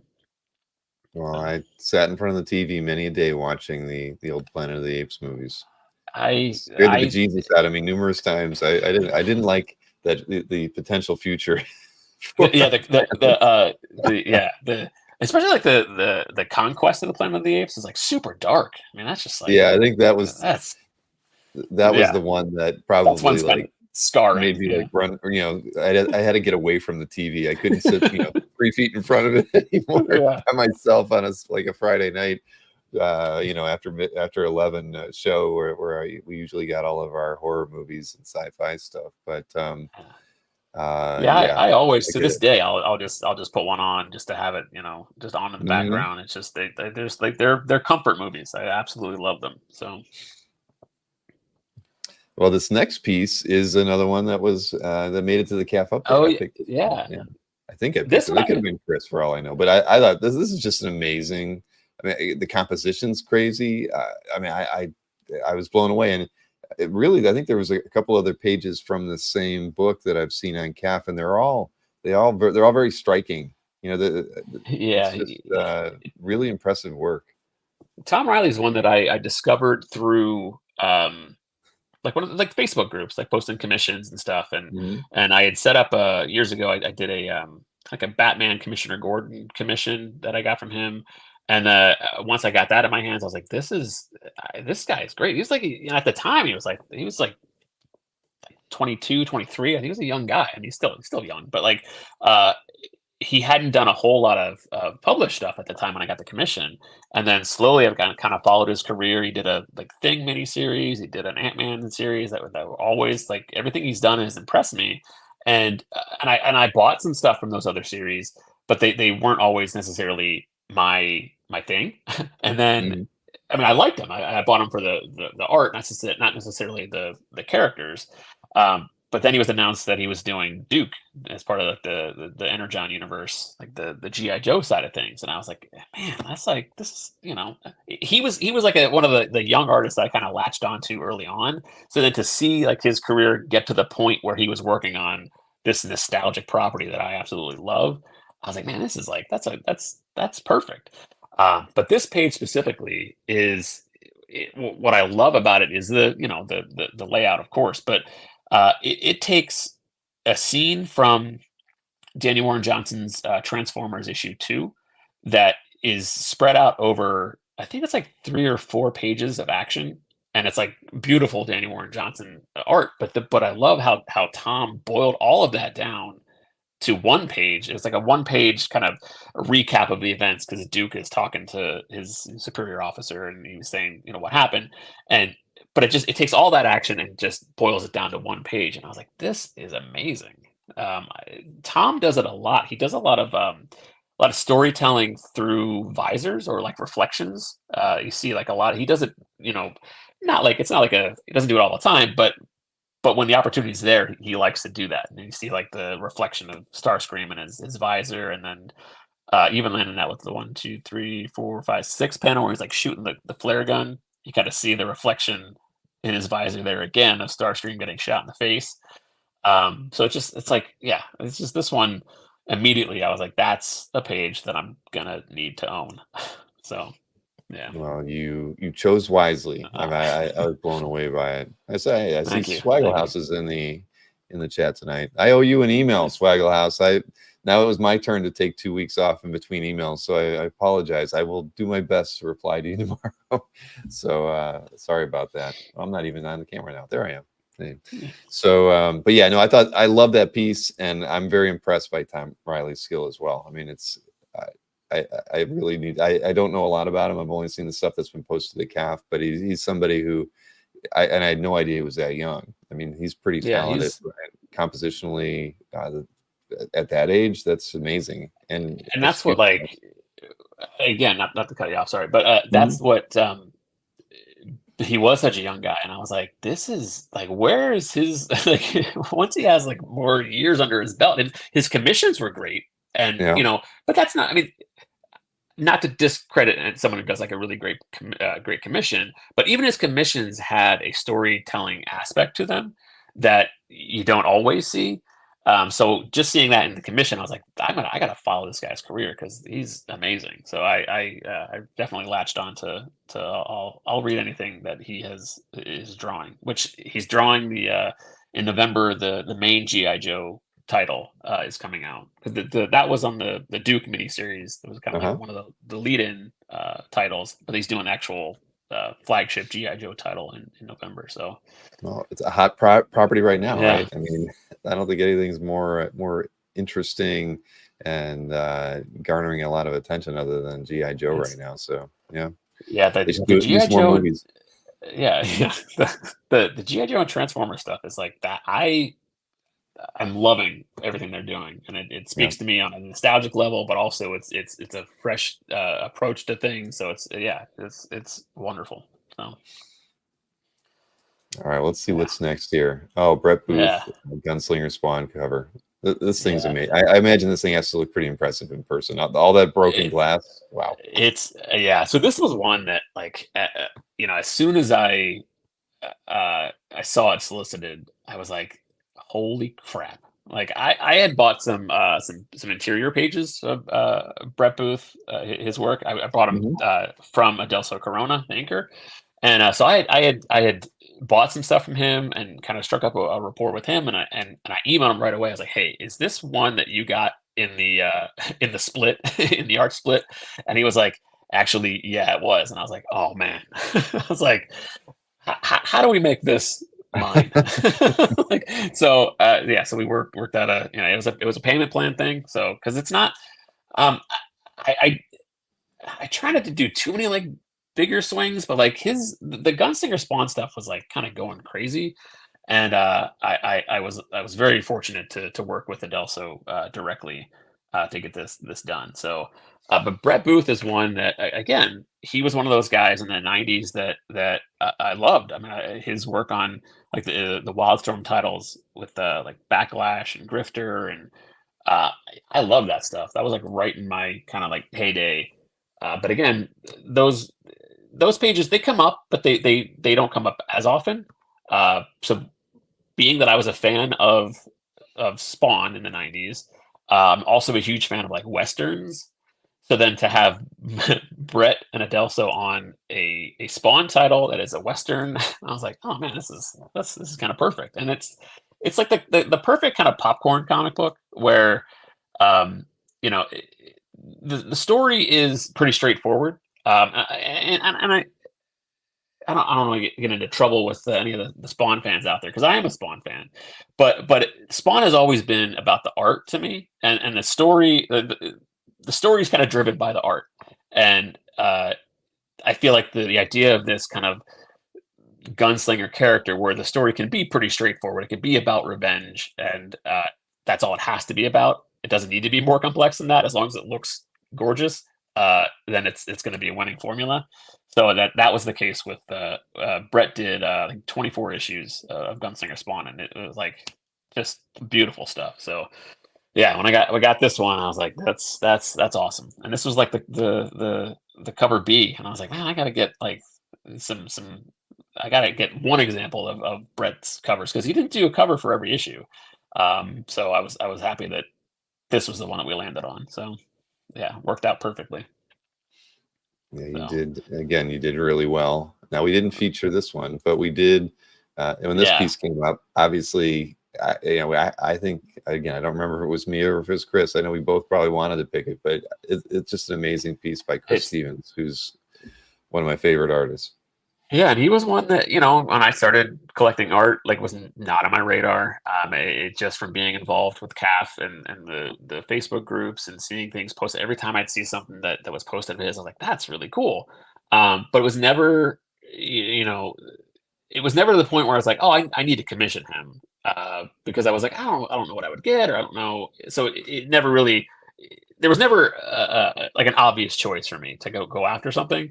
And then when this was solicited, I was like, that's really cool. But I didn't know who repped him. I didn't really know anything about like the access to his art, and I kind of thought, well, it's probably sold, probably not available. So I kind of put it out of my mind. But plus, this was the same issue. This is Gunslinger Spawn 21. Mm. So it's the same issue that I bought the Brett Booth cover for. So I was like, all right, well, I'll go with the Brett Booth cover, and I'll let this one go, even though I really like it. And then, a couple months later, I saw it solicited in like a Felix drop, and I was like, oh crap. So, I was like, all right, I gotta play the game again. But which is a stressful ordeal. But when you get something, you're like, okay, it worked out exactly how it should have, thankfully. So yeah, this one, it's just unreal. Like, and again, he's one that I talked to at OAX. I talked to him about he did what McFarlane did was, I think it was, 2023, all through that year, on all of his Spawn titles. Each month he would have a spotlight artist who did all of the cover A's for all of the Spawn titles, and this was Chris did a month of covers, and he said his approach was that he wanted them. I mean, he's known for his beautiful colors. He said that he wanted to kind of challenge himself to do some limited color palette pieces. Like there's a Spawn piece that's mostly green and black. There's one that's like reddish. He said this one was going to be just like an orange and green. I think no. He said the orange and, yeah, I think it was orange and green. And then he said he just kind of kept going, and then he had had fun. Like once like I said, no, he said it was orange, and I forget at this point, because he said once he added a little bit of green, and then he was like, that looks really cool. So then he just went kind of crazy with some of the greens. So yeah, I like how this one kind of, the orange really pops off of there. So he said he kind of strayed away from his original plan to have it be super limited color palette, but then he let the piece dictate what it needed to be, and he was definitely happy with how it came out. And I was talking to his wife at the show, and she was like, yeah, that one, I love that one. That's like, of the Spawn cover, she said that was my favorite one. I was like, all right, I agree. So, but again, it's like Western. I love placing it, the Gunslinger Spawn, back in the Old West, but then you also have these supernatural elements of the whatever they are, like tentacle demons. And I asked him, I said, was there any like, is there any meaning behind that, or was there just something that looked cool? And he was like, yeah. It's like most things, is that I thought it looked cool. So that's the where this piece was born. So yeah. So now it's cool because I have the both covers for that one issue, which his style is so. How do you get that lucky, Carl? I was like that. It just, I love when like things just kind of like align and it just happens. But yeah, and then, like you said, like his style, like it was something that I always thought, oh, that's really great, but was never, it never was something that I needed. I would appreciate it from afar. But then since I was so heavy in the Gunslinger Spawn stuff with Brett Booth, and I was like, all right, well, this to me makes a lot of sense. And I lucked out big time with the Felix drop. So it happens. Well, so far we've looked at 10 pieces of art, and 3 of them have made it to the CAF updates. So that's a pretty good percentage. I don't think anybody has ever hit something like that. Okay. So a little different piece here. Yeah, this is a really kind of like a poignant story with this one. So I had commissioned. I'm a huge fan of Ramona Fradon. Like my earliest exposure to some of the DC characters was the Super Friends cartoon, and then she ended up drawing the Super Friends comics. that I didn't discover until kind of years later, when I was in a comic shop. I found some in a back issue bin. I was like, oh, Super Friends, I like this. And they were pretty cheap, so I picked them up, and didn't really pay attention to the artist at the time. I wasn't, it didn't really, I just was like, oh, Super Friends. But anyway, so then I quickly became when I started buying art and commissions and saw some of her work posted on CAF and then Facebook, and I was like, that's Super Friends to me. So I really kind of fell in love with her work and associated with her then. So I did a lot of commissions through Scott and Catskill Comics, and one of the ones that I commissioned was a Superman piece, and the concept was this concept that you see here. I said, Superman like an alley with bullets bouncing off of his chest, and so she's like, yeah, we can do that. And when it came back, Scott had said, look, she said she was having problems with the piece, so she kind of changed it around. Like, you asked for like the alley setting, so she didn't really do that, but she had it was another piece that I have. It's a pencil piece. It was changed to more of like a head-on look, similar pose, and it had some guns at the bottom, kind of firing at him. And I was like, look, I love that too. That's beautiful. Like, I have no problems. So I got that one delivered. And flash forward, after she passed away, Scott was helping her daughter kind of clean out the studio and kind of get any pieces that were in the that were there. And he came across this piece, and he was like, he showed it to me, and I was like, Scott, that, because he knew I like Superman. I was like, Scott, that's the piece that I requested like all those years ago. Like, I was like, that's exactly what I wanted. And he was like, oh my gosh, really? So then we worked out. I was able to pick this up from him. So I bought this after she passed away, but it was a concept that I commissioned to her. I commissioned her years ago. So probably like maybe like 4 or 5 years ago.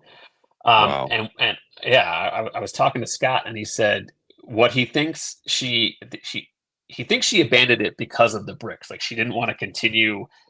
Like, she didn't know, because I think since she put the bullet holes in the back, and she was like, well, I don't want to keep doing all the bricks all the way through. So I think she was having an issue with it. But I was like, Scott, how how is this the reject piece? So he was like, I don't know. She was a, like many artists, they're their harshest critic, and she didn't think this was, worthy of to send my way. And I was like, Amazing. wow, that's crazy. Yeah. So it's really, I love that one because of that. And I got it at a time, soon after her passing, that I was like, it just meant all that more, because it always kind of felt like the piece that got away, because it was the piece that I had envisioned for her to do. And, I wasn't upset about it. It just was like, that would have been cool to get. And then lo and behold, it was, somewhere in her studio just waiting to to To surface. find So its way to you. So yeah, exactly. congrats. And it I just, mean, yeah. yeah, well, that's sometimes things are fated, but yeah, I think you really lucked out. It is fantastic. I really like Ramona's work, and I know this isn't the only piece by her that we're going to see tonight, but Right. yeah, this probably has a better story. Now here, Yeah. the Planet Cult Commission. I was like, is the name right? Because I know you name this. So everybody knows Carl named all of his files with the artist and the title, and I'm like, I must be missing something. So I had to go double check, and I'm like, nope, that's it. I wasn't familiar with the Yeah. artist, but I mean, the detail in this thing is amazing. He does amazing like pencil commissions, and they're still very affordable. I mean, I think I paid like 300 for this. Like, yeah, I had seen his work.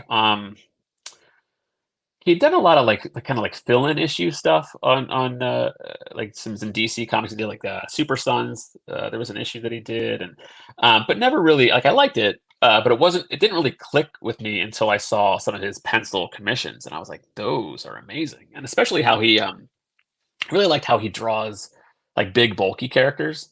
Um, and I always thought, like, I've always liked the Planet Hulk, kind of like Gladiator Hulk design, but I was never. It wasn't like, oh, I need a like a John Romita Jr. example, or I need it. It didn't, like, like that wasn't necessarily what drew me to it, but I wanted something, and to me, like, that design compared with Jose Luis's talents, I was like, the way he draws Hulk is great. So I was like, that's the way to go. So if I get a Planet Hulk piece, let's go have him do it. And yeah, here's like a thigh gap one. There's like a, so I was like, got bricks, thigh gap. I was trying to, be a crowd pleaser, try to like, give a variety of pieces, but hit all the CAF hits. So, but Mhm.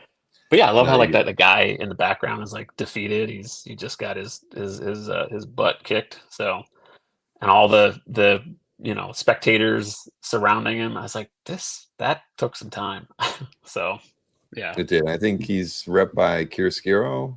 Is that Yeah. right? Yep. Okay. Yep. Yeah. And he's a tricky one to search for in CAF because you always get the Jose Of Luis course. Garcia Lopez, right? So it's which that's just how it is. That's what are you gonna do? But yeah,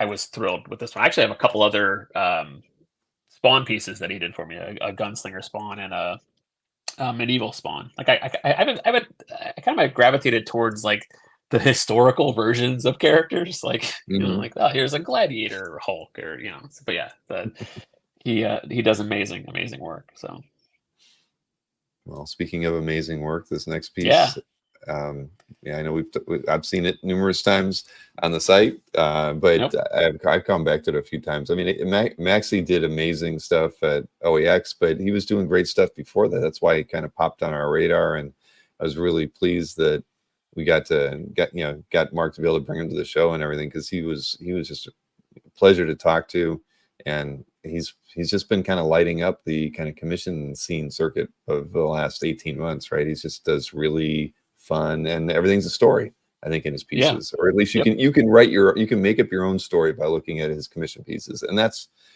something that's rare these days, especially most people, when they get a commission, they want the Planet Hulk, right? They want right. You want there's a that big story there. pinup image. You want yeah, Exactly. But here it's like there's a burning building, there's a hot dog vendor, and we know that he's coming in quick to get his hot dog, but he's yeah. probably not hanging out for too long. So yeah, I think He's that's amazing. Maxi's yeah, amazing.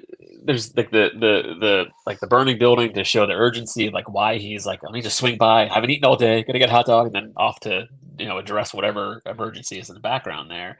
And I love, you talk about the storytelling qualities of it. The hot dog vendor who's like could not be bothered by any of the stuff that's happening around him. He's just like, and it's even Spider-Man. Like he's not like shocked to see Spider-Man. He's not. There's a burning building. He's like just selling his hot dogs. He's like, hey, it's Tuesday, man. We're all doing a job, and Spidey's doing his, and the hot dog vendor's doing his. So the only prompt I gave Maxie was I was like, hey, could you do like Spider-Man buying a hot dog? And like that was his slice of life stuff is great. Hmm. Um, this was actually the second piece I got from Maxi. I set up a pre-show piece of Gunslinger Spawn in like an old saloon, and I commissioned through Mark, and then I think it was like the next day he sent me the scan. I was like, "Are you freaking kidding me? Like that that was amazing." So I got that, and I was like, "All right, well, once I get to the show, I'm gonna see if he has more availability." So I actually commissioned him at the show to do this one because I had they were the two ideas I had initially for Maxi to do. And then I love the Gunslinger Spawn so much. And I was like, look, this is the opportunities here. So I had him do this one as well. So yeah. And you were talking earlier about, even if there's a artist that we're not super familiar with that are at OAX, there's like the next Maxi Dallo that's there. Like there's somebody I didn't know anything about Maxi until like the pre-show commissions were being listed, and I was talking Yeah. to my friend Matt Todd, and he had set up an Optimus Prime commission with him, and he said he got the scan quickly, so I was like, yeah, that's great. I should totally do a pre-show commission through Maxi, and then yeah, and I already have other ideas for him to do for this year, so Sweet. Yeah, he is yeah, coming back. yeah. Looking All forward right. to it. So Now this yeah. next piece is probably one of my favorite interior pages posted to CAF in the last 18 months. And Yeah. because it just, I mean, the idea that it's Ramona Frayden. I mean, I remember when I talked about this piece, I was like, I didn't even know she ever did anything in the, with the Fantastic Four. I mean, Synod inks really make this piece, all the better, like Synod did for everybody. But there's just something about this page. I mean, it's the snow. It's just the characters not, in battle. They're all, and kind of trying to plain close it, whatever. But seeing this page again just reminded me how much I loved it when I first saw it. I just think you couldn't ask for a better FF page. I would take this page over a John Buscema FF page. I think it's that good, and I'm jealous, Carl. I don't see pages too often where I feel like that, and that panel across the middle is just astounding. I mean, I'm looking at it now and I'm like, I'd love to see this in person because it's that amazing. Well, I will bring it with me in January. Please do. So yeah, I will get my picture taken with this page because I really think it's like one of the best interior pages. Again, honestly, I'm not lying. That last 18 months, look, I've always liked the Thing. I like the Thing as a character. I was never really a Fantastic Four reader. This is definitely not my era of comics. But it was the fact that it was Ramona, and Scott had this available through Catskill, and I immediately, as soon as I saw it, I was like, that is something that I need.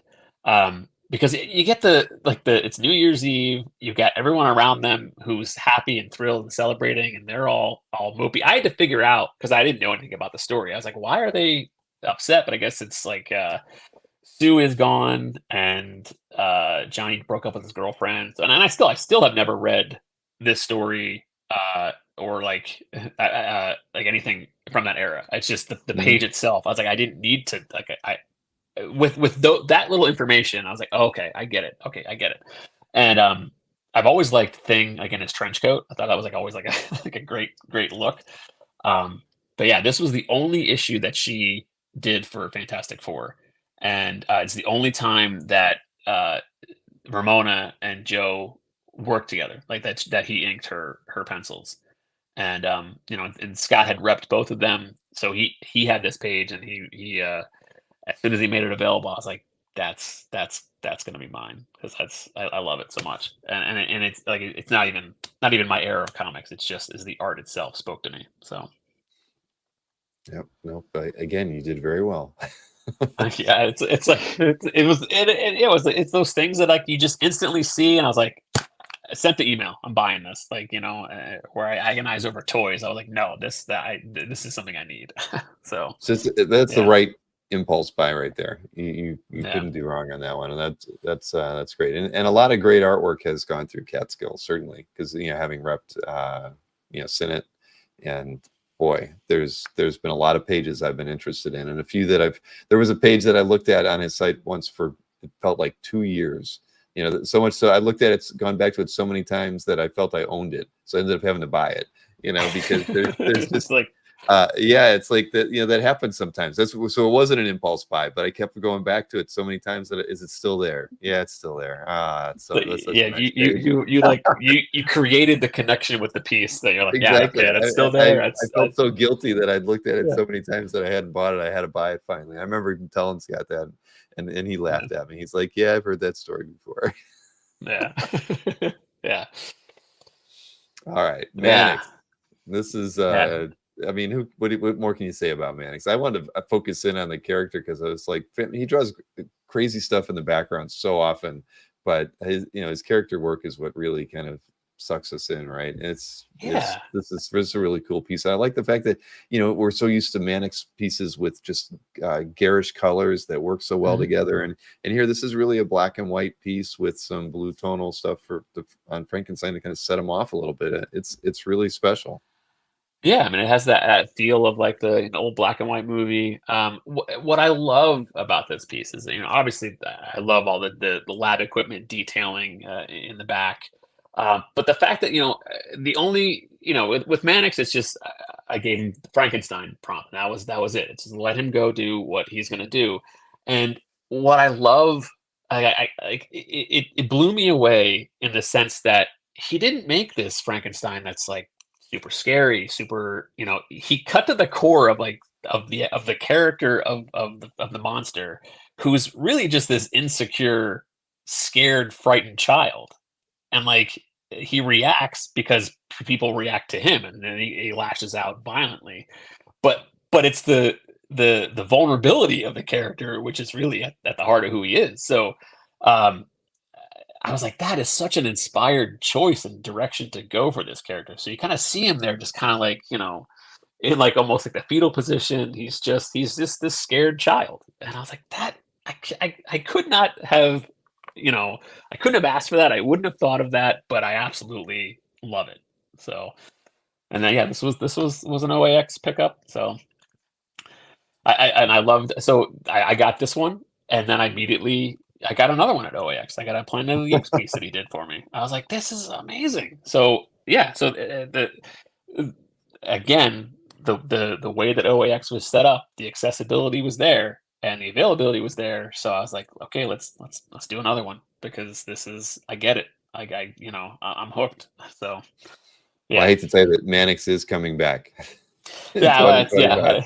I already have ideas, Bill. I already have ideas. So Oh man. Well, hey, I see Lee's in the chat. Welcome to the chat, Lee. Yeah, you definitely should watch on the rewind. We've been talking a lot about a lot of great artwork and some interesting side stories as well. So fast turnaround at the show. Yeah, he was busy the whole time. Every time I walked by, I mean, I saw him talking with a few creators here or there, but yeah, he was always bent over working on his pieces. So that was fun to see. yeah, And his auction piece was pretty amazing, wasn't it? Oh man, that was. I wanted that so bad, but I knew that there was just no way, that I could afford it. But it was so nice. It went to Josh Cassara's wife, right?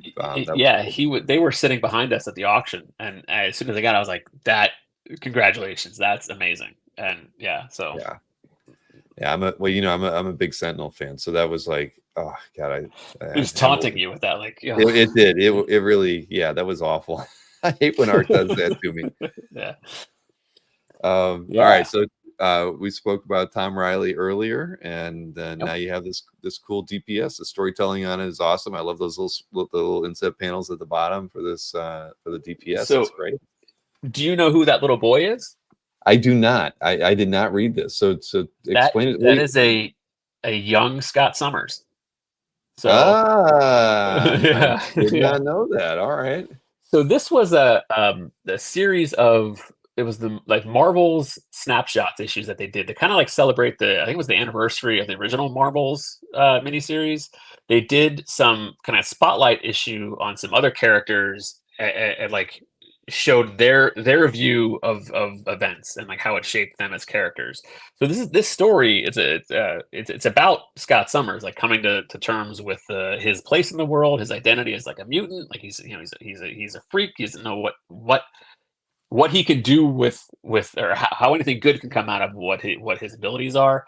And then they're showing the events of, this is the events from Fantastic Four, the original Fantastic Four issue number 4, where Namor first kind of like reappeared, and it's Scott Summers watching like news coverage of the events that are going on. So you get again, it wasn't an issue that I read prior to this. I've since then gone back and read the original Fantastic Four number 4 issue, but it's all the events of that issue that are playing out as Scott like gets so engrossed, like, oh, like this is what I can do this. I could like be a hero. So yeah, and this was again an early like one shot kind of thing that Tom worked on. So after I got my Batman Commissioner Gordon piece, I found out that he was going to be doing this, and I was like, oh, that'd be cool. And then this double page spread, I saw that, I was like, I didn't really have a connection to the events of Fantastic Four number 4. I always think I like the characters, they look great, but it was just the storytelling that's involved in this DPS. I was like, this guy is going places, like this is amazing. So yeah, this one floored me for sure. So well, it's awesome, and I had no idea it was Cyclops. So now I'm gonna have to go read the story. It really, I mean, honestly, it's a really like a great single issue. It's just like a kind of character study on a young Scott Summers. So yeah, very cool.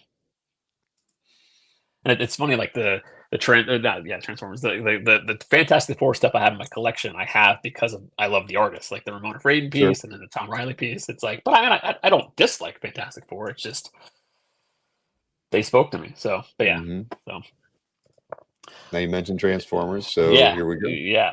So again, I'm very much all in on the Transformers and GI Joe resurgence that's happening now, and you know, you guys talked about it in the update for a couple weeks now, as far as Jorge Corona had like the near impossible task of following Exactly. Daniel Warren Right, and this Johnson. is the first issue after Daniel Warren Yes. Johnson, right? So yeah, I Yep. mean, it had to have been intimidating, but my goodness, he's taken on the challenge, and not, uh, he was the perfect choice when you look at the work that's coming Right. from. I was not really. I knew his name, and I knew he worked on some projects with Scotty Young. Hmm. But I wasn't really familiar with his art. So like once this issue hit, I was like, holy crap! Like this is the first issue that he did, and he's only gotten better as he kind of settled into the assignment. And yeah, I've always liked the character there. His name's Ultra Magnus, and I've always liked that character, just the design, the look of him. But once I saw this page in the issue, I was like, okay, you try to make this happen, and yeah, just crazy cool. And I like that. So the Daniel Warren Johnson page that I have, Hmm. it has the female character that was kind of being attacked by Laserbeak. Her name's Carly, and in that the beginning of the story, she's very scared and frightened, doesn't know what to do. And as the story progresses, this is her again, but she's kind of like at this point she's a little hardened by the things that are happening, so she wants to kind of fight back. So it's a good. I like being able to kind of find things that connect pages that I own. So just kind of like story thematically the elements that work together nicely. So just a little detail. I was like, oh, that's kind of cool. But yeah, like the shadow on like I guess like the second panel down there where the you see like RC and Yeah. is that you see her shadow in the grass there. I love the sense of scale that you see her standing there. Then you have Carly, small down there in the bottom. There's so much about this one that I just fell in love with. So, and I went kind of crazy on Jorge Corona Transformers art just because it's just so good. And when I unboxed these pages, like I made the comment that you know it may be the unpopular opinion, but I actually prefer Jorge's art over Danny Warren Johnson's art for Transformers. Not that I mean I love Danny Warren Johnson's art. I just Hmm. felt like Jorge's kind of a little bit more of like an animated look. I think it fits the property even more. Danny Warren Johnson's his 6 issues are it's a very Danny Warren Johnson Transformers. Right. But hopefully, like moving forward, I think if Jorge does a lot more on the series, that would be amazing because I really love what he's doing. So um, I, I I'm kind of I would say I'm kind of glad that I guess Danny Warren Johnson only did 6 issues because the it would be so much harder to get multiple examples from the story. But then since it moved on to Jorge and I actually really enjoyed it, I went a little crazy with You did, but there's with his nothing wrong work. with that. I mean, Yeah, no. we picked the piece the other day, as well. I mean, it's A lot of times, phenomenal. like, sorry, I need to cut you off there, but a lot No. of times what I do is sometimes I go a little crazy. Like if there's like an artist that's in a current series that I really like, I'll buy multiple examples, and then I might get to a point where I'm like, okay, well maybe I don't need all of these, but like it's the availability is there, so it's like, look, get them now, and then when the dust settles, as far as like what the story is and like what are the things that really resonate with you, and Hmm. it makes it easier then to maybe sell one of them or let one go because you still have these other examples. So I mean, that happened with like Gunslinger Spawn. I was like really into. I still really like that art, but I've since sold like 1 or 2 pieces. It's okay. I don't necessarily need all of this, but it's all in the kind of constantly curating the collection which I kind of enjoy Well, doing. but you've So got numerous pieces now to kind of pick and choose from. That's always a yeah, good thing. so yeah, for sure. All right, I forget what. Oh, that's right. Yeah, This is pretty amazing, right? I mean, yeah. Man of Steel 25 splash like this. This has got to This was be. It's got to make you feel good to own this one. Yeah, absolutely. This is like right in there and that nostalgic. Like you know, I talked about before is like I couldn't do a lot of swings like this to try to get because of what these pages cost. And this Hmm. was an auction win. You know, John was doing a lot of his pages It through was. Heritage. And I was like, look, I gotta try to make one of these happen. And I just his Superman art and man the character of Steel, back in the day, like his was like my least favorite of the four titles. But I have come to appreciate his work so much more as the years have gone on, and I just yeah, I love how he draws Steel, and it's a character that there's no way that he's wearing like an iron mask, a steel mask that should not be able to be expressive at all. But it's a comic book, so it works. So um, yeah, I got this and I was just floored. I was like, all right, well that's like representation from that story. Even though there's other like Dan Jurgens, Tom Grummett, like I would love like a Butch Geist page from the story, but I have commissions from all the other guys. So I was like, oh, let me just kind of zero in on, you know, a couple really nice examples from the story, and then that'll kind of scratch that itch, which it has. Like the things that I have from that story has kind of let me kind of sit back and say, okay, I don't need I don't need more. uh, I'd like more, but it's not a need right now. So, but yeah, yeah, this one was awesome. No, And it's great. I Great think stuff. I was competing with my good friend Bill Byers for this one. So we were so, but he had won a page like right before this one was listed, so he kind of like he like eased back on this one, which I was like, sweet. So yeah, because I don't like to I know like they're like within the hobby, if you like let your intentions be known, and a lot of people will back off, and I kind of thought like I sh- if I win this page, I want to earn this page. I want to pay for what it's worth. I don't I just had this idea. I was like, I don't really want to I don't want to advertise so much that I'm going after it because it might inform someone else's decision, and I didn't really want to do that. Well, it So, might draw but it attention worked to out. it too. Well, At the end of the day, that somebody too, who's yeah. not close, you could be like, I don't like Carl, or I don't know Carl. I'm a Yeah, bit I'm against getting it. that page. Yeah, yeah. So for sure.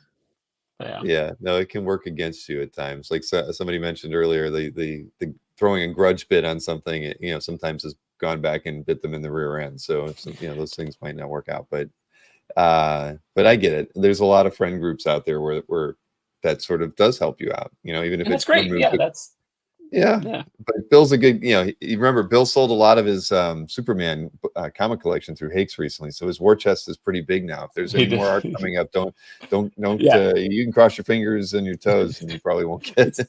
it's not happening. Yeah, so I'm realistic in that sense. So yeah, so this, like I said before, how Greg Capullo on Batman got me back into the comics. I have a couple. The page that I initially bought, the first page I bought, was not from the Court of Owls story, which this one is. This is I think like the second or third page that I bought from them. Um, but yeah, I really wanted something that had like a nice strong image of Batman, and was very representative of the story with the Talon and the Court of Owls, and you get Batman in detective mode, kind of searching these are like their layers that are hidden throughout the city. But yeah, this one I actually owned. There's the top image was used for a T-shirt that I had owned that T-shirt for years, and then I realized that the page was available, and I was like, oh, that's there you go, another sign like this. That's it was meant to be. So it worked out. And Greg and his wife Jamie are great. I mean, uh, they know that the art is pricey. They know it's that there's the value is there, that's a higher price ticket item. So they're great to work with. They'll do very generous time interest free time payment plans, and I was like, look, I'm gonna make this work, and I'm glad I did. So Sweet. Yeah. I mean, something as simple as, it was on a t-shirt, but ties you back to the artwork. I think that's cool. Now I'm kind of curious, 'cause that's a kind of a narrow image to put on a t-shirt, but I guess it's pretty close to a bat signal. So it, or the yeah, it emblem was on a just yep, it chest. was just So like it straight across the works, top of right? the chest. Yeah, Yeah. yeah. Huh. So Yeah. Now you're gonna make me go in like eBay searches just to see if I can look find for the that shirt. t-shirt. I'm curious to Yeah. see how it looked. But they knew it. Did it in the art description when you bought it on the website? Did it actually say, used as a t-shirt design? No, No. it was one that I had. So since I had already bought some stuff from them, Uh-huh. I know that they, kind of like Sean Gordon Murphy, they don't list everything that they have.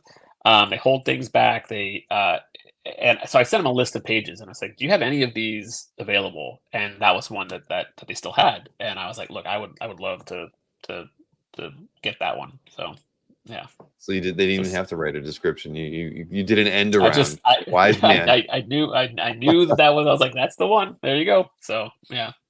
But yeah, I mean, email, ask questions like that. You I never know some know. people don't, if it's not listed anywhere, they don't inquire about anything. And it's like, look, I don't, it doesn't hurt to ask, and Mhm. if the price is like more than you want to spend, just say, hey, sorry, I don't think I can swing that, and that they're not going to be mad about it. Like it's like, ask questions. You luck out sometimes. Exactly. So Well, I think we only have one more piece yeah. to look at. Yep. Let's see here. Now, Yeah. yeah, So this is great. the death yeah, this is so the death of Superman, like we've talked about, that's like my, it's the story that I always kind of go back to. So when I revisit the most, I read, it's just it's just a fun action. Like as far as like strength of story, the death of Superman, that the first arc is just one big fight. It's not really, it's like the meat and potatoes is after like once Superman was dead, and the effects of him being gone. But the actual fight was just amazing. So this one, it's through like friends that you kind of make from the hobby. This was one that actually I bought it. I brokered the deal through yeah, with the Kapow. Um, Byron Ham, like, so reps Tom, and it was actually a page that uh, Tom had sold or given to some friends of his, but just like they're dedicated to, was it, I think it's Kurt and Jackie. Uh, but they had this page for 30 years, and well, not, I mean, not quite 30 years, but because I think I bought this maybe like 4 or 5 years ago. Again, it's all a blur, but they had kind of, reached out to Byron, or I guess he probably reached out to Tom, and then Tom said, "Hey, Byron, can you kind of, help them out and sell this?" And it was available. It didn't go through an auction, which I, probably would not have had a chance at it.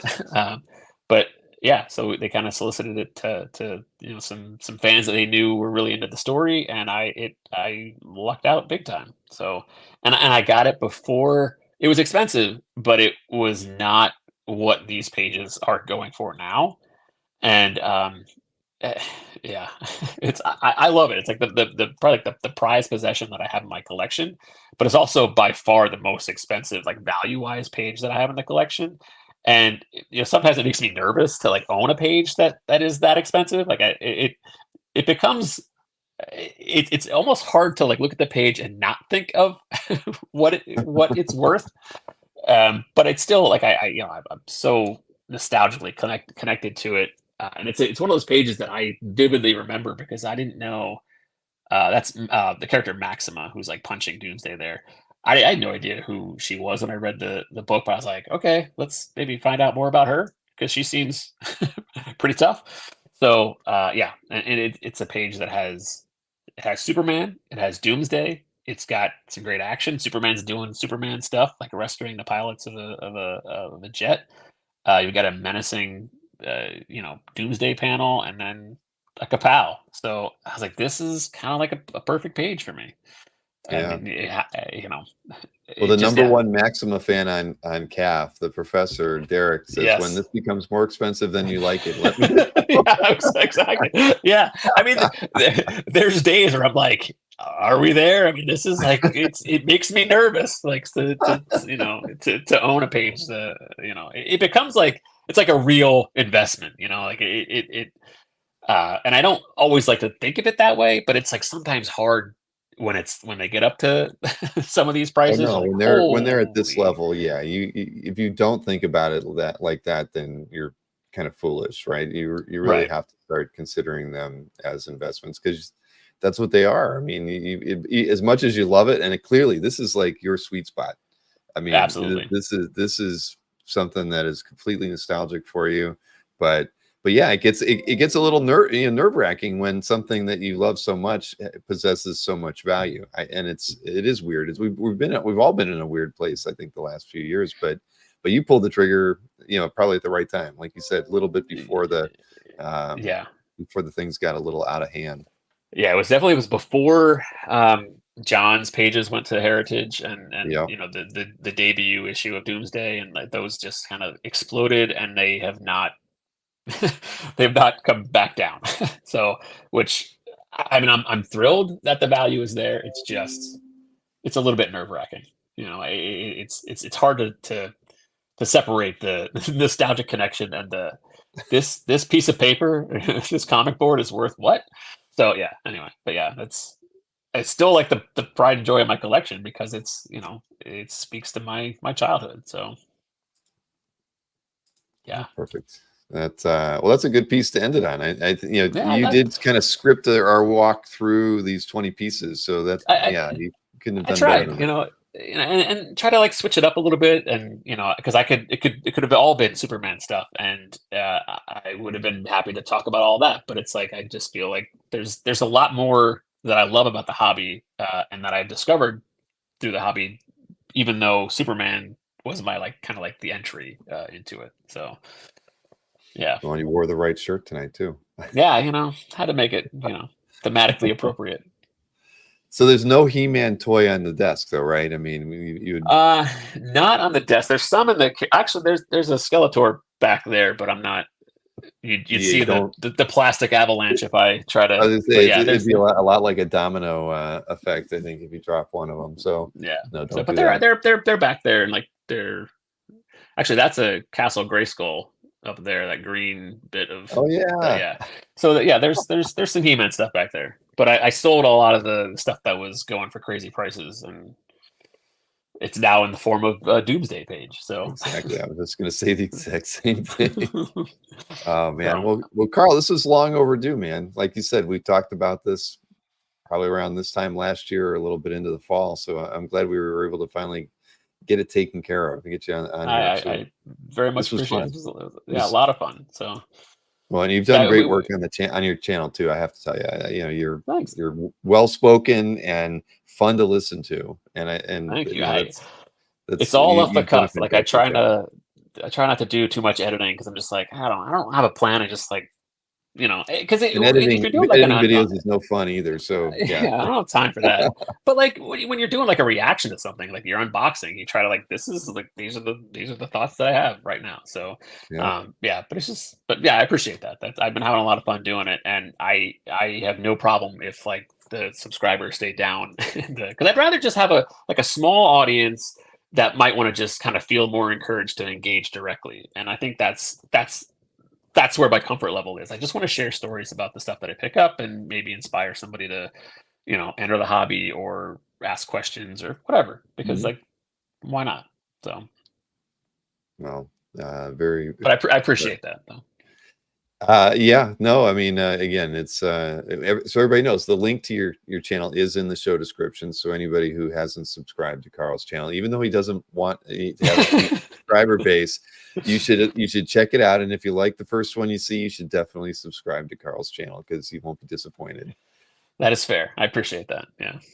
No, So, my pleasure. So yeah, Carl, this was fun, man. I mean, oh, yeah. I'm glad we got to do this. I look forward to getting to see it at OAX in January as well. And Yeah, we spoke briefly a couple times during OAX, but it was you were in a I need food Like I don't, I don't remember a lot from the show. right. I hate to say it, and I'm going to try to do a lot better this time. I feel like I will. I mean, not the It first was time was rough because there was just so many unknowns, and there'll be unknowns in year two too. But I regret not enjoying the show much or talking to people. Little, I didn't even talk to the people who I paid to have come out there. A lot of the guests. I mean, how yeah. foolish is that? So, yeah, I want to make sure that we get to enjoy it a bit more if we To try to can. But figure out, a little bit of that balance of, work exactly, and play. Yeah. So yeah.